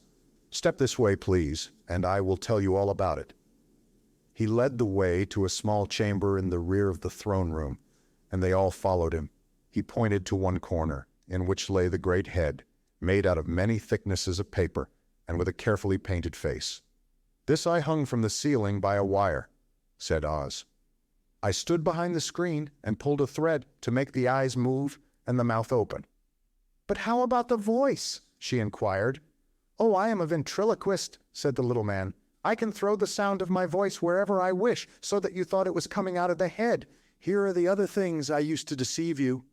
He showed the Scarecrow the dress and the mask he had worn when he seemed to be the lovely lady. And the Tin Woodman saw that his terrible beast was nothing but a lot of skins sewn together, with slats to keep their sides out. As for the ball of fire, the false wizard had hung that also from the ceiling. It was really a ball of cotton, but when oil was poured upon it, the ball burned fiercely. "Really," said this Scarecrow, "you ought to be ashamed of yourself for being such a humbug." "I am. I certainly am," answered the little man sorrowfully, "but it was the only thing I could do." "Sit down, please. There are plenty of chairs, and I will tell you my story." So they sat down and listened while he told the following tale. "I was born in Omaha." "Why, that isn't very far from Kansas," cried Dorothy. "No, but it's farther from here," he said, shaking his head at her sadly. "When I grew up, I became a ventriloquist, and at that I was very well trained by a great master. I can imitate any kind of a bird or beast." Here he mewed so like a kitten that Toto pricked up his ears and looked everywhere to see where she was. "After a time," continued Oz, "I tired of that and became a balloonist." "What is that?" asked Dorothy. "A man who goes up in a balloon on circus day so as to draw a crowd of people together and get them to pay to see the circus," he explained. "Oh," she said, "I know. Well, one day I went up in a balloon and the ropes got twisted so that I couldn't come down again. It went way up above the clouds, so far that a current of air struck it and carried it many, many miles away. For a day and a night I traveled through the air, and on the morning of the second day I awoke and found the balloon floating over a strange and beautiful country. It came down gradually, and I was not hurt a bit, but I found myself in the midst of a strange people, who, seeing me come from the clouds, thought I was a great wizard. Of course I let them think so, because they were afraid of me, and promised to do anything I wished them to, just to amuse myself and keep the good people busy. I ordered them to build this city and my palace, and they did it all willingly and well. Then I thought, as the country was so green and beautiful, I would call it the Emerald City, and to make the name fit better, I put green spectacles on all the people so that everything they saw was green." "But isn't everything here green?" asked Dorothy. "No more than in any other city," replied Oz. "But when you wear green spectacles, why, of course, everything you see looks green to you. The Emerald City was built a great many years ago, for I was a young man when the balloon brought me here. And I'm a very old man now, but my people have worn green glasses on their eyes so long that most of them think it really is an Emerald City, and it certainly is a beautiful place, abounding in jewels and precious metals, and every good thing that is needed to make one happy. I have been good to the people, and they like me. But ever since this palace was built, I have shut myself up and would not see any of them. One of my greatest fears was the witches. For while I had no magical powers at all, I soon found out that the witches were really able to do wonderful things. There were 4 of them in this country, and they ruled the people who live in the north and south and east and west. Fortunately, the witches of the north and south were good, and I knew they would do me no harm, but the witches of the east and west were terribly wicked, and had they not thought I was more powerful than they themselves, they would surely have destroyed me. As it was, I lived in deadly fear of them for many years. So you can imagine how pleased I was when I heard your house had fallen on the wicked witch of the East. When you came to me, I was willing to promise anything if you would only do away with the other witch. But now that you have melted her, I am ashamed to say that I cannot keep my promises." "I think you are a very bad man," said Dorothy. "Oh no, my dear, I'm really a very good man, but I'm a very bad wizard, I must admit." "Can't you give me brains?" asked the Scarecrow. "You don't need them. You are learning something every day. A baby has brains, but it doesn't know much. Experience is the only thing that brings knowledge, and the longer you are on Earth, the more experience you are sure to get." "That may all be true," said the Scarecrow, "but I shall be very unhappy unless you give me brains." The false wizard looked at him carefully. "Well," he said with a sigh, "I'm not much of a magician, as I said. But if you will come to me tomorrow morning, I will stuff your head with brains. I cannot tell you how to use them, however. You must find that out for yourself." "Oh, thank you," cried the Scarecrow. "I'll find a way to use them, never fear." "But how about my courage?" asked the Lion anxiously. "You have plenty of courage, I am sure," answered Oz. "All you need is confidence in yourself. There is no living thing that is not afraid when it faces danger. The true courage is in facing danger when you are afraid, and that kind of courage you have in plenty." "Perhaps I have, but I'm scared just the same," said the Lion. "I shall really be very unhappy unless you give me the sort of courage that makes one forget he is afraid." "Very well. I will give you that sort of courage tomorrow," replied Oz. "How about my heart?" asked the Tin Woodman. "Why, as for that," answered Oz, "I think you are wrong to want a heart. It makes most people unhappy. If you only knew it, you are in luck not to have a heart." "It must be a matter of opinion," said the Tin Woodman. "For my part, I will bear all the unhappiness without a murmur if you will give me the heart." "Very well," answered Oz meekly. "Come to me tomorrow and you shall have a heart. I have played wizard for so many years that I may as well continue the part a little longer." "And now," said Dorothy, "how am I to get back to Kansas?" "We shall have to think about that," replied the little man. "Give me 2 or 3 days to consider the matter, and I'll try to find a way to carry you over the desert. In the meantime, you shall all be treated as my guests. And while you live in the palace, my people will wait upon you and obey your slightest wish. There's only one thing I ask in return for my help, such as it is. You must keep my secret and tell no one I am a humbug." They agreed to say nothing of what they had learned, and went back to their rooms in high spirits. Even Dorothy had hoped that the great and terrible humbug, as she called him, would find a way to send her back to Kansas, and if he did, she was willing to forgive him everything. Chapter 15. The Magic Art of the Great Humbug. Next morning the Scarecrow said to his friends, "Congratulate me, I am going to Oz to get my brains at last. When I return, I shall be as other men are." "I have always liked you as you were," said Dorothy simply. "It is kind of you to like a Scarecrow," he replied. "But surely you will think more of me when you hear the splendid thoughts my new brain is going to turn out." Then he said goodbye to them all in a cheerful voice and went to the throne room, where he rapped upon the door. "Come in," said Oz. The Scarecrow went in and found the little man sitting down by the window, engaged in deep thought. "I have come for my brains," remarked the Scarecrow a little uneasily. "Oh, yes, sit down in that chair, please," replied Oz. "You must excuse me for taking your head off, but I shall have to do it in order to put your brains in their proper place." "That's all right," said the Scarecrow. "You are quite welcome to take my head off, as long as it will be a better one when you put it on again." So the wizard unfastened his head and emptied out the straw. Then he entered the back room and took up a measure of bran, which he mixed with a great many pins and needles. Having shaken them together thoroughly, he filled the top of the Scarecrow's head with the mixture and stuffed the rest of the space with straw, to hold it in place. When he had fastened the Scarecrow's head on his body again, he said to him, "Hereafter you will be a great man, for I have given you a lot of brand new brains." The Scarecrow was both pleased and proud at the fulfillment of his greatest wish, and having thanked Oz warmly, he went back to his friends. Dorothy looked at him curiously. His head was quite bulged out at the top with brains. "How do you feel?" she asked. "I feel wise indeed," he answered earnestly. "When I get used to my brains, I shall know everything." "Why are those needles and pins sticking out of your head?" asked the Tin Woodman.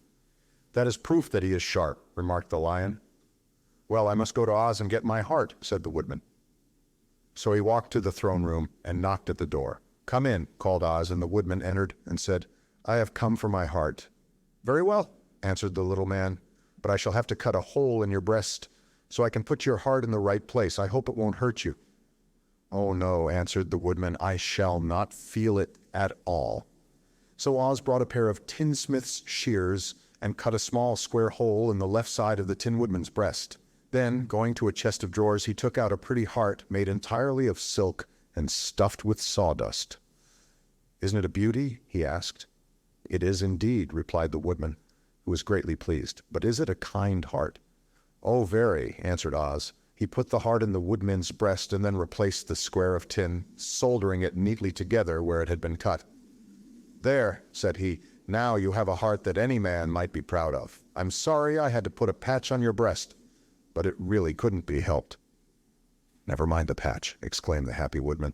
"I am very grateful to you, and shall never forget your kindness."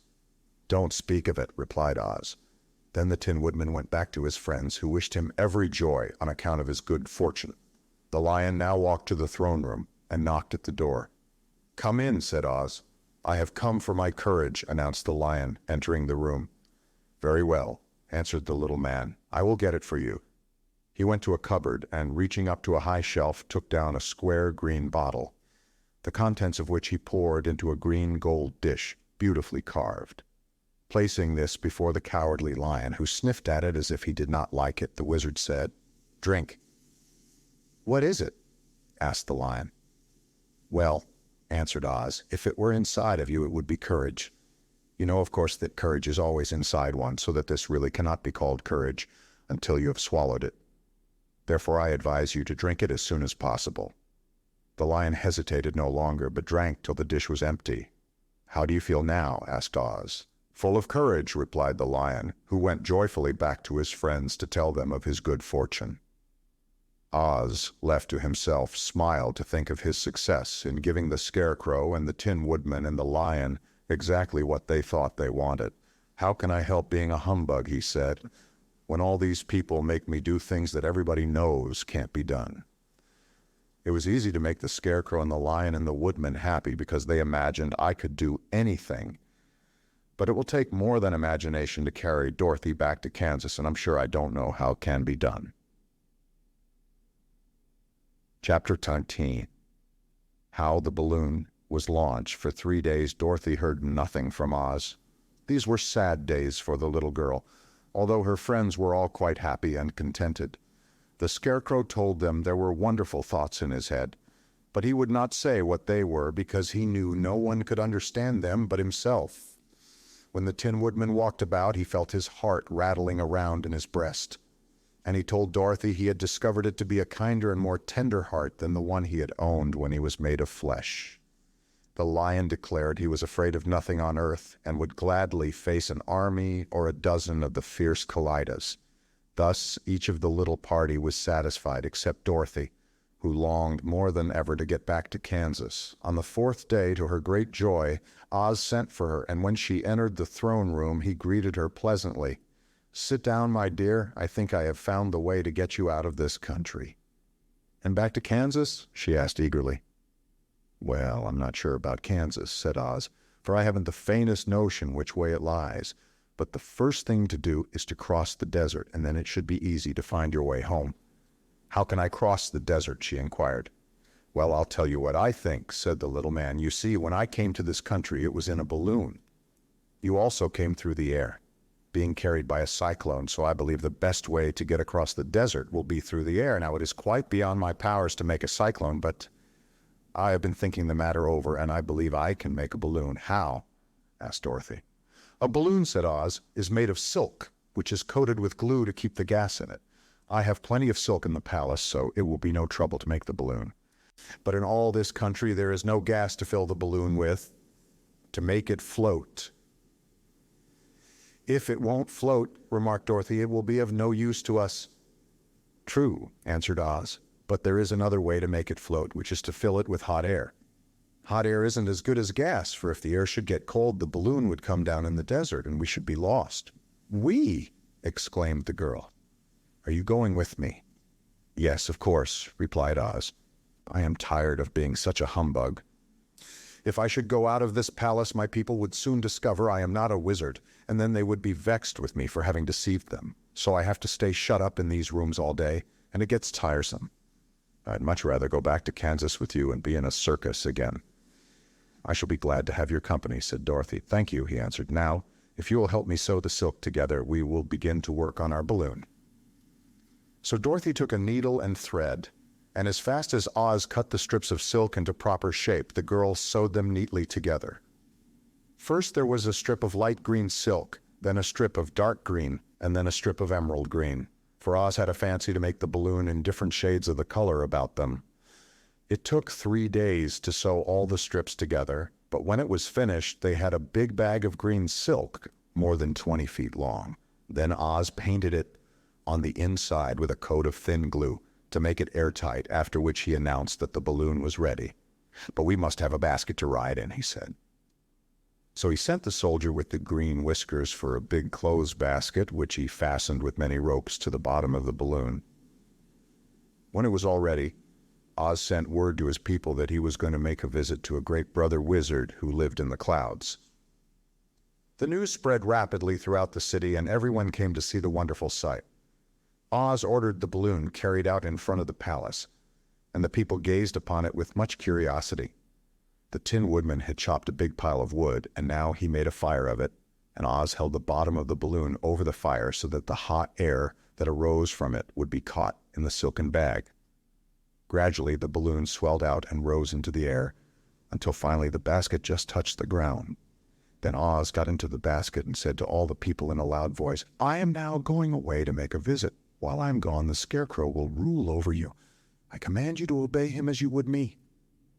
The balloon was by this time tugging hard at the rope that held it to the ground, for the air within it was hot, and this made it so much lighter in weight than the air without that it pulled hard to rise into the sky. "Come, Dorothy," cried the wizard. "Hurry up, or the balloon will fly away." "I can't find Toto anywhere," replied Dorothy, who did not wish to leave her little dog behind. Toto had run into the crowd to bark at a kitten, and Dorothy at last found him. She picked him up and ran towards the balloon. She was within a few steps of it, and Oz was holding out his hands to help her into the basket, when crack went the ropes, and the balloon rose into the air without her. "Come back!" she screamed. "I want to go too." "I can't come back, my dear," called Oz from the basket. "Goodbye! Goodbye!" shouted everyone, and all eyes were turned upward to where the wizard was riding in the basket, rising every moment farther and farther into the sky. And that was the last any of them ever saw of Oz, the wonderful wizard, though he may have reached Omaha safely and be there now for all we know. But the people remembered him lovingly and said to one another, "Oz was always our friend. When he was here, he built for us this beautiful Emerald City, and now he is gone. He has left the wise Scarecrow to rule over us." Still, for many days they grieved over the loss of the wonderful wizard and would not be comforted. Chapter 13. Away to the south, Dorothy wept bitterly at the passing of her hope to get home to Kansas again. But when she thought it all over, she was glad she had not gone up in a balloon. And she also felt sorry at losing Oz, and so did her companions. The Tin Woodman came to her and said, "Truly, I should be ungrateful if I failed to mourn for the man who gave me my lovely heart. Should like to cry a little because Oz is gone, if you will kindly wipe away my tears, so that I shall not rust." "With pleasure," she answered, and brought a towel at once. Then the Tin Woodman wept for several minutes, and she watched the tears carefully and wiped them away with the towel. When he had finished, he thanked her kindly and oiled himself thoroughly with his jeweled oil can to guard against mishap. The Scarecrow was now the ruler of the Emerald City, and although he was not a wizard, the people were proud of him. For, they said, there is not another city in all the world that is ruled by a stuffed man.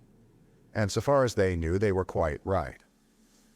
The morning after the balloon had gone up with Oz, the 4 travelers met in the throne room and talked matters over. The Scarecrow sat in the big throne, and the others stood respectfully before him. "We are not so unlucky," said the new ruler, "for this palace and the Emerald City belong to us, and we can do just as we please. When I remember that a short time ago I was up on a pole in a farmer's cornfield, and that now I am the ruler of this beautiful city, I'm quite satisfied with my lot. I also," said the Tin Woodman, "am well pleased with my new heart, and really that was the only thing I wished in all the world. For my part, I am contented knowing I am as brave as any beast that ever lived, if not braver," said the Lion modestly. "If Dorothy would only be contented to live in the Emerald City," continued the Scarecrow, "we might all be happy together."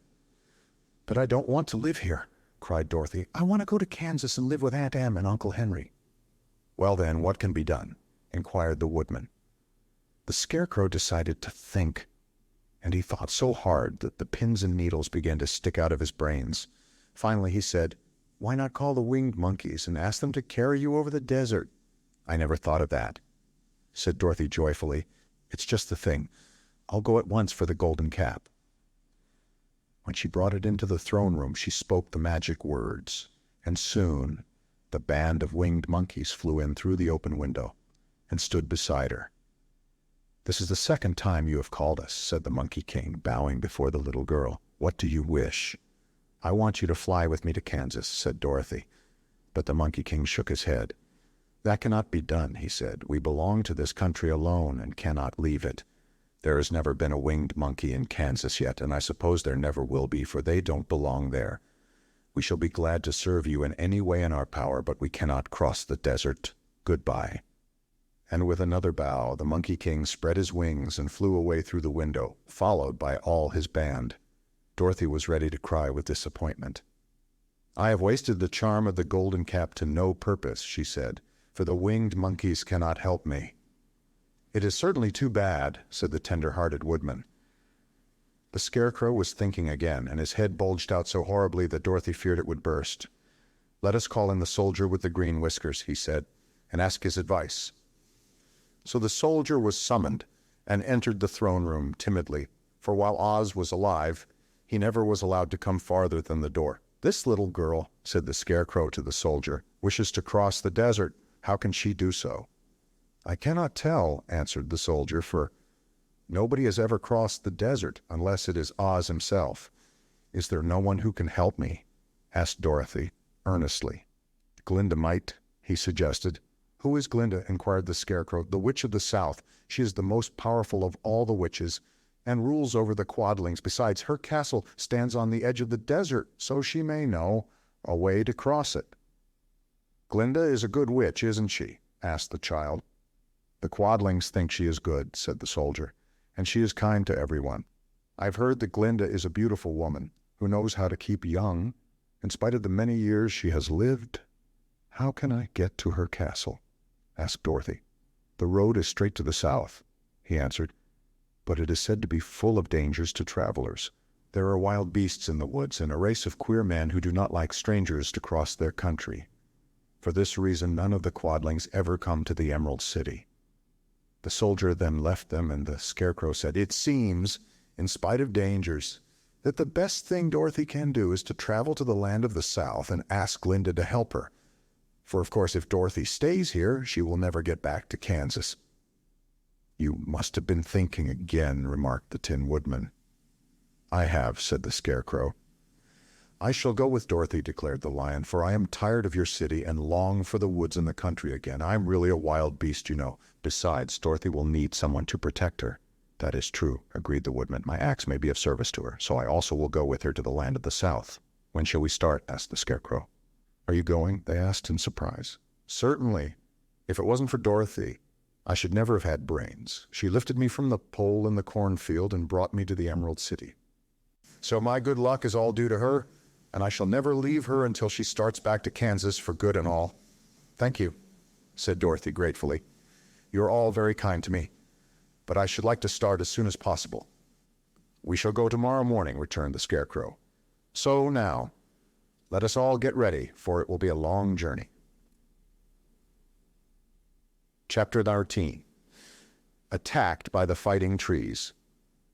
The next morning Dorothy kissed the pretty green girl goodbye, and they all shook hands with the soldier with the green whiskers, who had walked with them as far as the gate. When the guardian of the gate saw them again, he wondered greatly that they could leave the beautiful city to get into new trouble. But he at once unlocked their spectacles, which he put back into the green box, and gave them many good wishes to carry with them. "You are now our ruler," he said to the Scarecrow, "so you must come back to us as soon as possible." "I certainly shall if I am able," the Scarecrow replied, "but I must help Dorothy to get home first." As Dorothy bade the good-natured guardian a last farewell, she said, "I've been very kindly treated in your lovely city, and everyone has been good to me. I cannot tell you how grateful I am." "Don't try, my dear," he answered. "We should like to keep you with us, but if it is your wish to return to Kansas, I hope you will find a way." He then opened the gate of the outer wall, and they walked forth and started upon their journey. The sun shone brightly as our friends turned their faces toward the land of the south. They were all in the best of spirits and laughed and chatted together. Dorothy was once more filled with the hope of getting home, and the Scarecrow and the Tin Woodman were glad to be of use to her. As for the Lion, he sniffed the fresh air with delight and whisked his tail from side to side in pure joy at being in the country again, while Toto ran around them and chased the moths and butterflies, barking merrily all the time. "City life does not agree with me at all," remarked the Lion as they walked along at a brisk pace.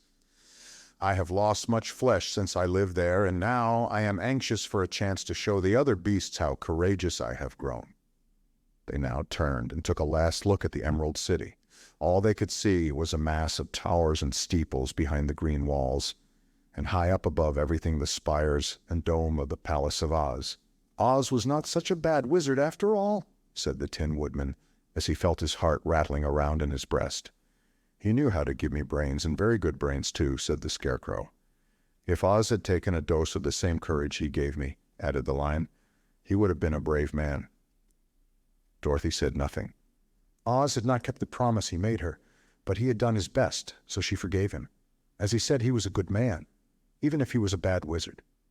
The first day's journey was through the green fields and bright flowers that stretched about the Emerald City on every side. They slept that night on the grass with nothing but the stars over them, and they rested very well indeed. In the morning they traveled on until they came to a thick wood. There was no way of going around it, for it seemed to extend to the right and left as far as they could see. And besides, they did not dare change the direction of their journey for fear of getting lost. So they looked for the place where it would be easiest to get into the forest. The Scarecrow, who was in the lead, finally discovered a big tree with such wide spreading branches that there was room for the party to pass underneath. So he walked forward to the tree, but just as he came under the first branches, they bent down and twined around him, and the next minute he was raised from the ground and flung headlong among his fellow travelers. This did not hurt the Scarecrow, but it surprised him, and he looked rather dizzy when Dorothy picked him up. "Here is another space between the trees," called the Lion. "Let me try it first," said the Scarecrow, "for it doesn't hurt me to get thrown about." He walked up to another tree as he spoke, but its branches immediately seized him and tossed him back again. "This is strange," exclaimed Dorothy. "What shall we do?" "The trees seem to have made up their minds to fight us and stop our journey," remarked the Lion. "I believe I will try it myself," said the Woodman, and shouldering his axe, he marched up to the first tree that had handled the Scarecrow so roughly. When a big branch bent down to seize him, the Woodman chopped at it so fiercely that he cut it in two. At once the tree began shaking all its branches as if in pain, and the Tin Woodman passed safely under it. "Come on!" he shouted to the others. "Be quick!" They all ran forward and passed under the tree without injury, except Toto, who was caught by a small branch and shaken until he howled. But the Woodman promptly chopped off the branch and set the little dog free. The other trees of the forest did nothing to keep them back, so they made up their minds that only the first row of trees could bend down their branches, and that probably these were the policemen of the forest, and given this wonderful power in order to keep strangers out of it. The four travelers walked with ease through the trees until they came to the farther edge of the wood. Then, to their surprise, they found before them a high wall which seemed to be made of white china. It was smooth, like the surface of a dish, and higher than their heads. "What shall we do now?" asked Dorothy. "I will make a ladder," said the Tin Woodman, "for we certainly must climb over the wall." Chapter 9: The Dainty China Country. While the Woodman was making a ladder from wood which he found in the forest, Dorothy lay down and slept, for she was tired by the long walk. The Lion also curled himself up to sleep, and Toto lay beside him. The Scarecrow watched the Woodman while he worked, and said to him, "I cannot think why this wall is here, nor what it is made of." "Rest your brains and do not worry about the wall," replied the Woodman. "When we have climbed over it, we shall know what is on the other side." After a time, the ladder was finished. It looked clumsy, but the Tin Woodman was sure it was strong and would answer their purpose. The Scarecrow waked Dorothy and the Lion and Toto and told them that the ladder was ready.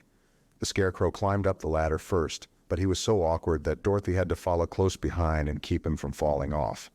When he got his head over the top of the wall, the Scarecrow said, "Oh my!" "Go on," exclaimed Dorothy. So the Scarecrow climbed farther up and sat down on the top of the wall, and Dorothy put her head over and cried, "Oh my!" just as the Scarecrow had done. Then Toto came up and immediately began to bark, but Dorothy made him be still. The Lion climbed the ladder next, and the Tin Woodman came last, but both of them cried, "Oh my!" as soon as they looked over the wall. When they were all sitting in a row on the top of the wall, they looked down and saw a strange sight. Before them was a great stretch of country having a floor as smooth and shining and white as the bottom of a big platter. Scattered around were many houses made entirely of china and painted in the brightest colors. These houses were quite small, the biggest of them reaching only as high as Dorothy's waist. There were also pretty little barns with china fences around them, and many cows and sheep and horses and pigs and chickens, all made of china, were standing about in groups. But the strangest of all were the people who lived in this queer country. There were milkmaids and shepherdesses, with brightly colored bodices and golden spots all over their gowns, and princesses with most gorgeous frocks of silver and gold and purple, and shepherds dressed in knee breeches with pink and yellow and blue stripes down them, and golden buckles on their shoes, and princes with jeweled crowns upon their heads, wearing ermine robes and satin doublets, and funny clowns in ruffled gowns, with round red spots upon their cheeks and tall pointed caps. And strangest of all, these people were all made of china, even to their clothes, and were so small that the tallest of them was no higher than Dorothy's knee. No one did so much as look at the travelers at first, except one little purple china dog with an extra large head which came to the wall and barked at them in a tiny voice, afterwards running away again. "How shall we get down?" asked Dorothy. They found the ladder so heavy they could not pull it up. So the Scarecrow fell off the wall, and the others jumped down upon him so that the hard floor would not hurt their feet. Of course, they took pains not to light on his head and get the pins in their feet. When all were safely down, they picked up the Scarecrow, whose body was quite flattened out, and patted his straw into shape again. "We must cross this strange place in order to get to the other side," said Dorothy, "for it would be unwise for us to go any other way except due south." They began walking through the country of the China people, and the first thing they came to was a China milkmaid milking a China cow. As they drew near, the cow suddenly gave a kick and kicked over the stool, the pail, and even the milkmaid herself, and all fell on the china ground with a great clatter.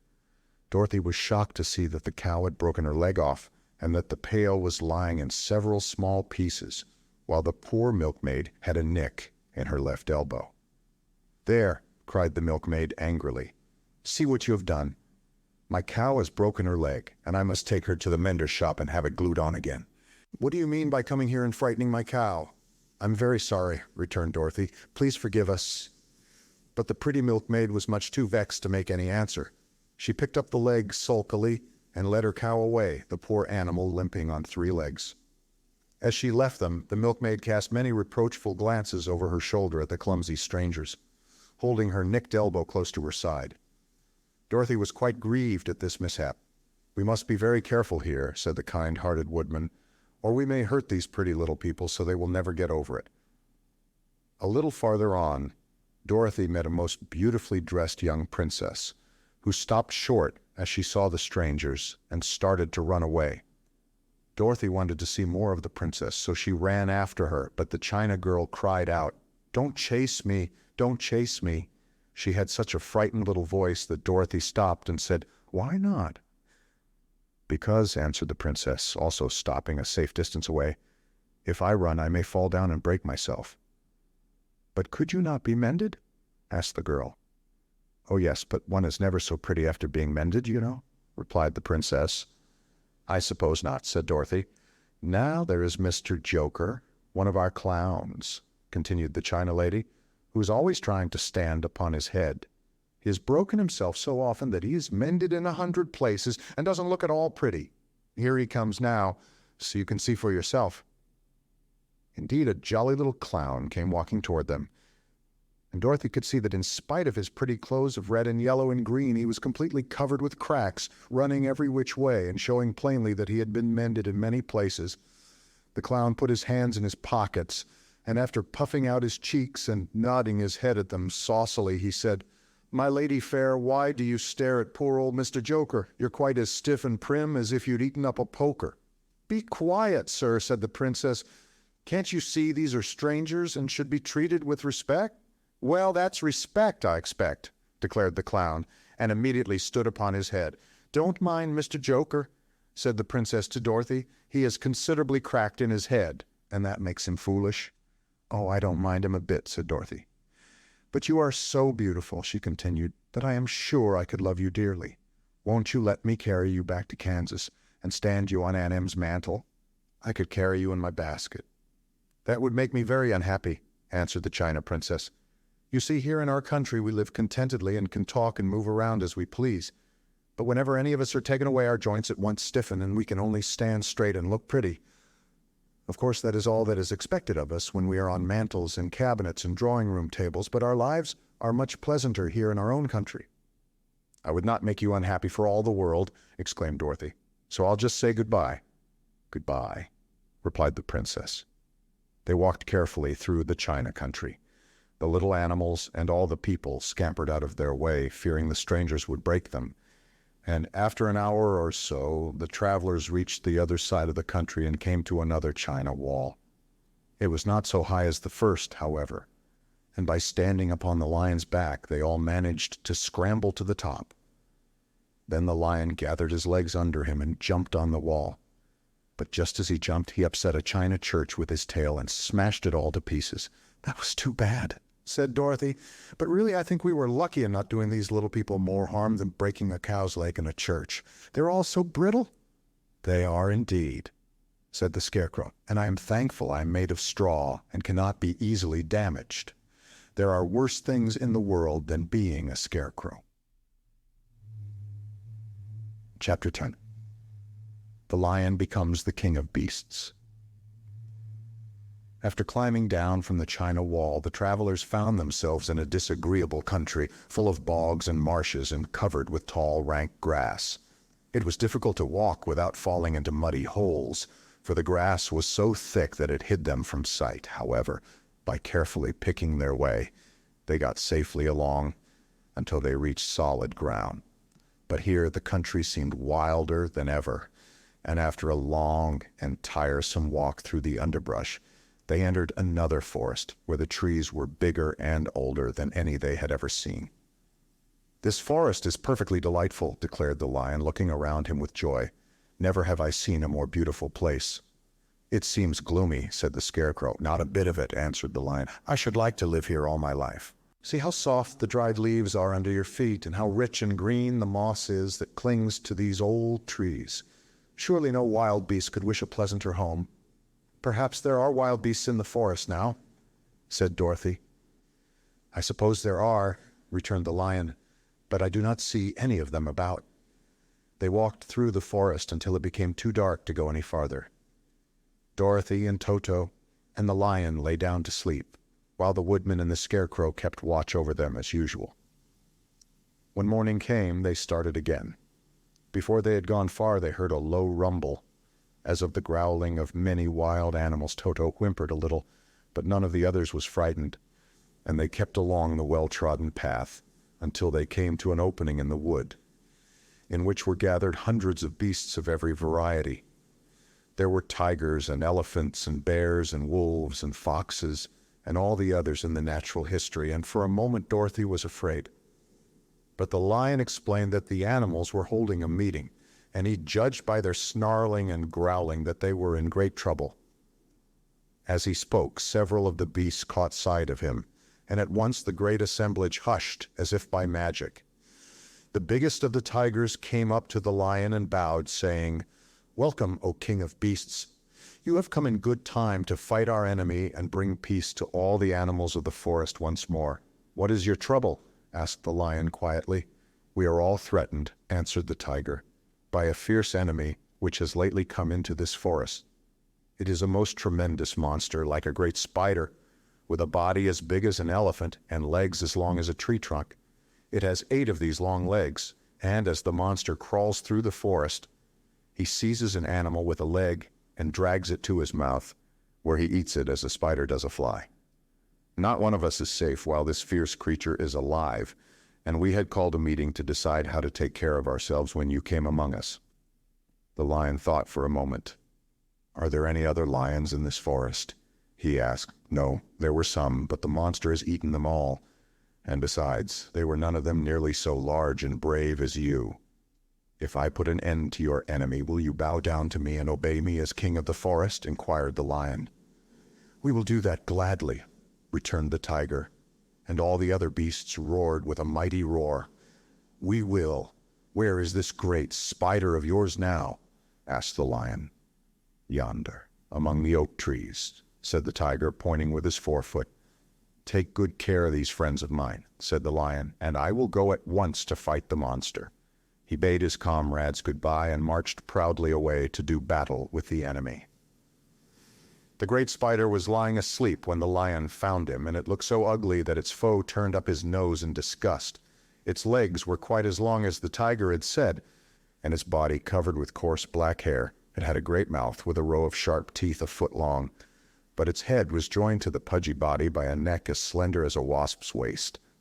This gave the lion a hint of the best way to attack the creature, and as he knew it was easier to fight it asleep than awake, he gave a great spring and landed directly upon the monster's back. Then, with one blow of his heavy paw, all armed with sharp claws, he knocked the spider's head from its body. Jumping down, he watched it until the long legs stopped wiggling, when he knew it was quite dead. The lion went back to the opening where the beasts of the forest were waiting for him and said proudly, "You need fear your enemy no longer." Then the beasts bowed down to the lion as their king, and he promised to come back and rule over them as soon as Dorothy was safely on her way to Kansas. Chapter 2, The Country of the Quadlings. The 4 travelers passed through the rest of the forest in safety. When they came out from its gloom, saw before them a steep hill, covered from top to bottom with great pieces of rock. "That'll be a hard climb," said the Scarecrow, "but we must get over the hill nevertheless." So he led the way, and the others followed. They had nearly reached the first rock when they heard a rough voice cry out, "Keep back!" "Who are you?" asked the Scarecrow.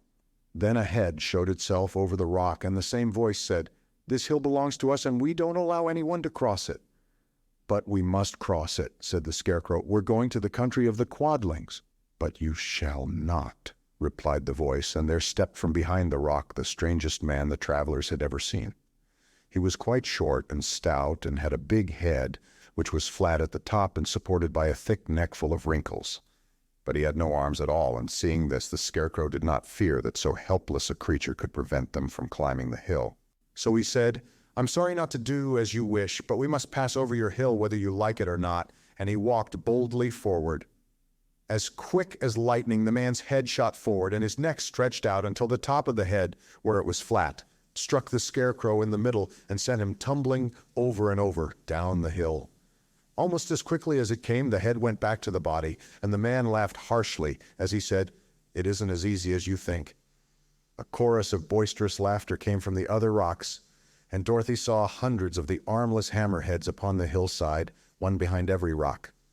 The lion became quite angry at the laughter caused by the Scarecrow's mishap, and giving a loud roar that echoed like thunder, he dashed up the hill. Again a head shot swiftly out, and the great lion went rolling down the hill as if he had been struck by a cannon ball. Dorothy ran down and helped the Scarecrow to his feet, and the lion came up to her, feeling rather bruised and sore, and said, "It is useless to fight people with shooting heads. No one can withstand them. What can we do then?" she asked. "Call the winged monkeys," suggested the Tin Woodman. "You have still the right to command them once more." "Very well," she answered, and putting on the golden cap, she uttered the magic words. The monkeys were as prompt as ever, and in a few moments the entire band stood before her.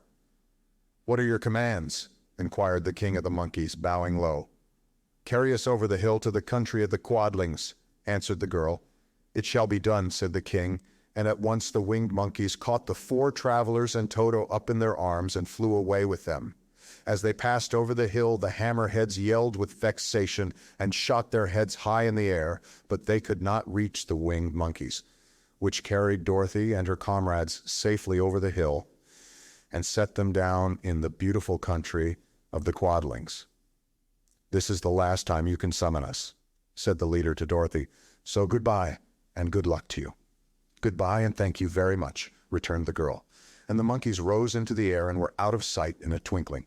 The country of the Quadlings seemed rich and happy. There was field upon field of ripening grain, with well-paved roads running between, and pretty rippling brooks with strong bridges across them. The fences and houses and bridges were all painted bright red, just as they had been painted yellow in the country of the Winkies, and blue in the country of the Munchkins. The Quadlings themselves, who were short and fat and looked chubby and good-natured, were dressed all in red, which showed bright against the green grass and the yellowing grain.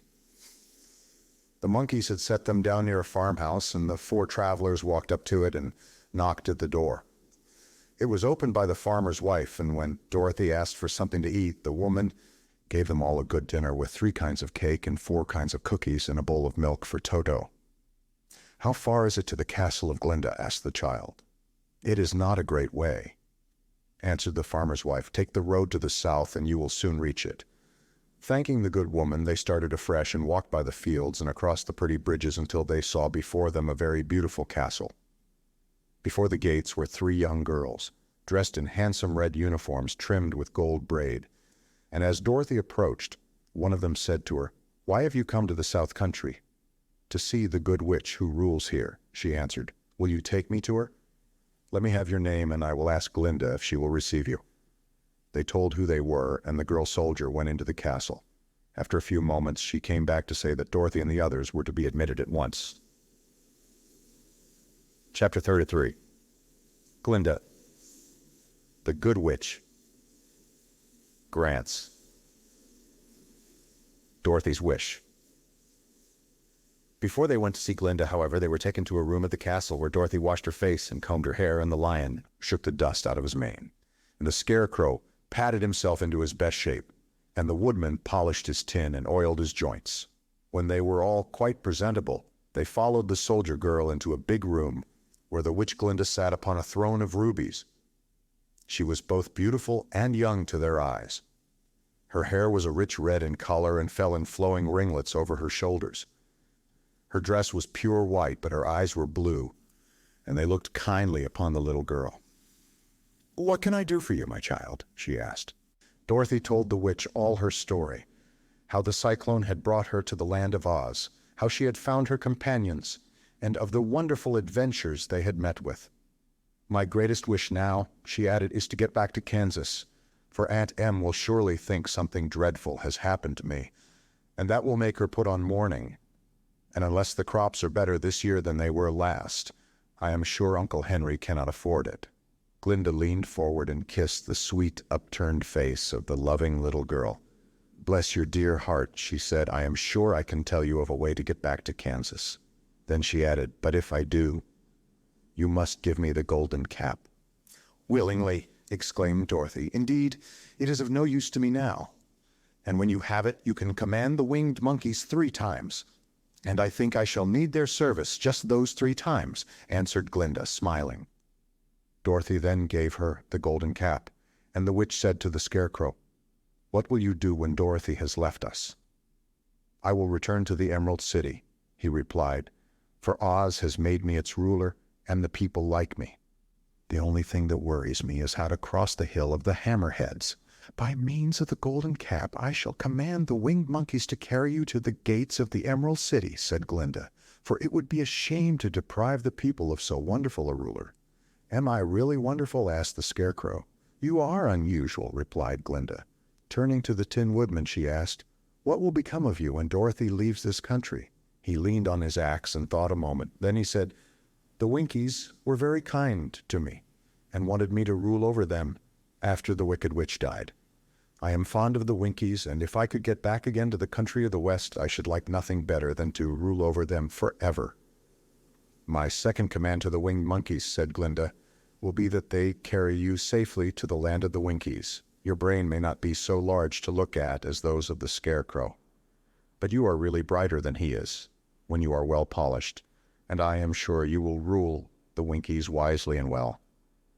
Then the witch looked at the big, shaggy lion and asked, "When Dorothy has returned to her own home, what will become of you?" "Over the hill of the Hammerheads," he answered, "lies a grand old forest, and all the beasts that live there have made me their king. If I could only get back to this forest, I would pass my life very happily there." "My third command to the winged monkeys," said Glinda, "shall be to carry you to your forest then. Having used up the powers of the golden cap, I shall give it to the king of the monkeys, that he and his band may thereafter be free forevermore." The Scarecrow and the Tin Woodman and the Lion now thanked the good witch earnestly for her kindness, and Dorothy exclaimed, "You are certainly as good as you are beautiful, but you have not yet told me how to get back to Kansas." "Your silver shoes will carry you over the desert," replied Glinda. "If you had known their power, you could have gone back to your Aunt Em the very first day you came to this country." "But then I should not have had my wonderful brains!" cried the Scarecrow. "I might have passed my whole life in the farmer's cornfield." "And I should not have had my lovely heart," said the Tin Woodman. "I might have stood and rusted in the forest till the end of the world. And I should have lived a coward forever," declared the Lion. "And no beast in all the forest would have had a good word to say to me." "This is all true," said Dorothy, "and I am glad I was of use to these good friends. But now that each of them has had what he most desired, and each is happy in having a kingdom to rule besides, I think I should like to go back to Kansas."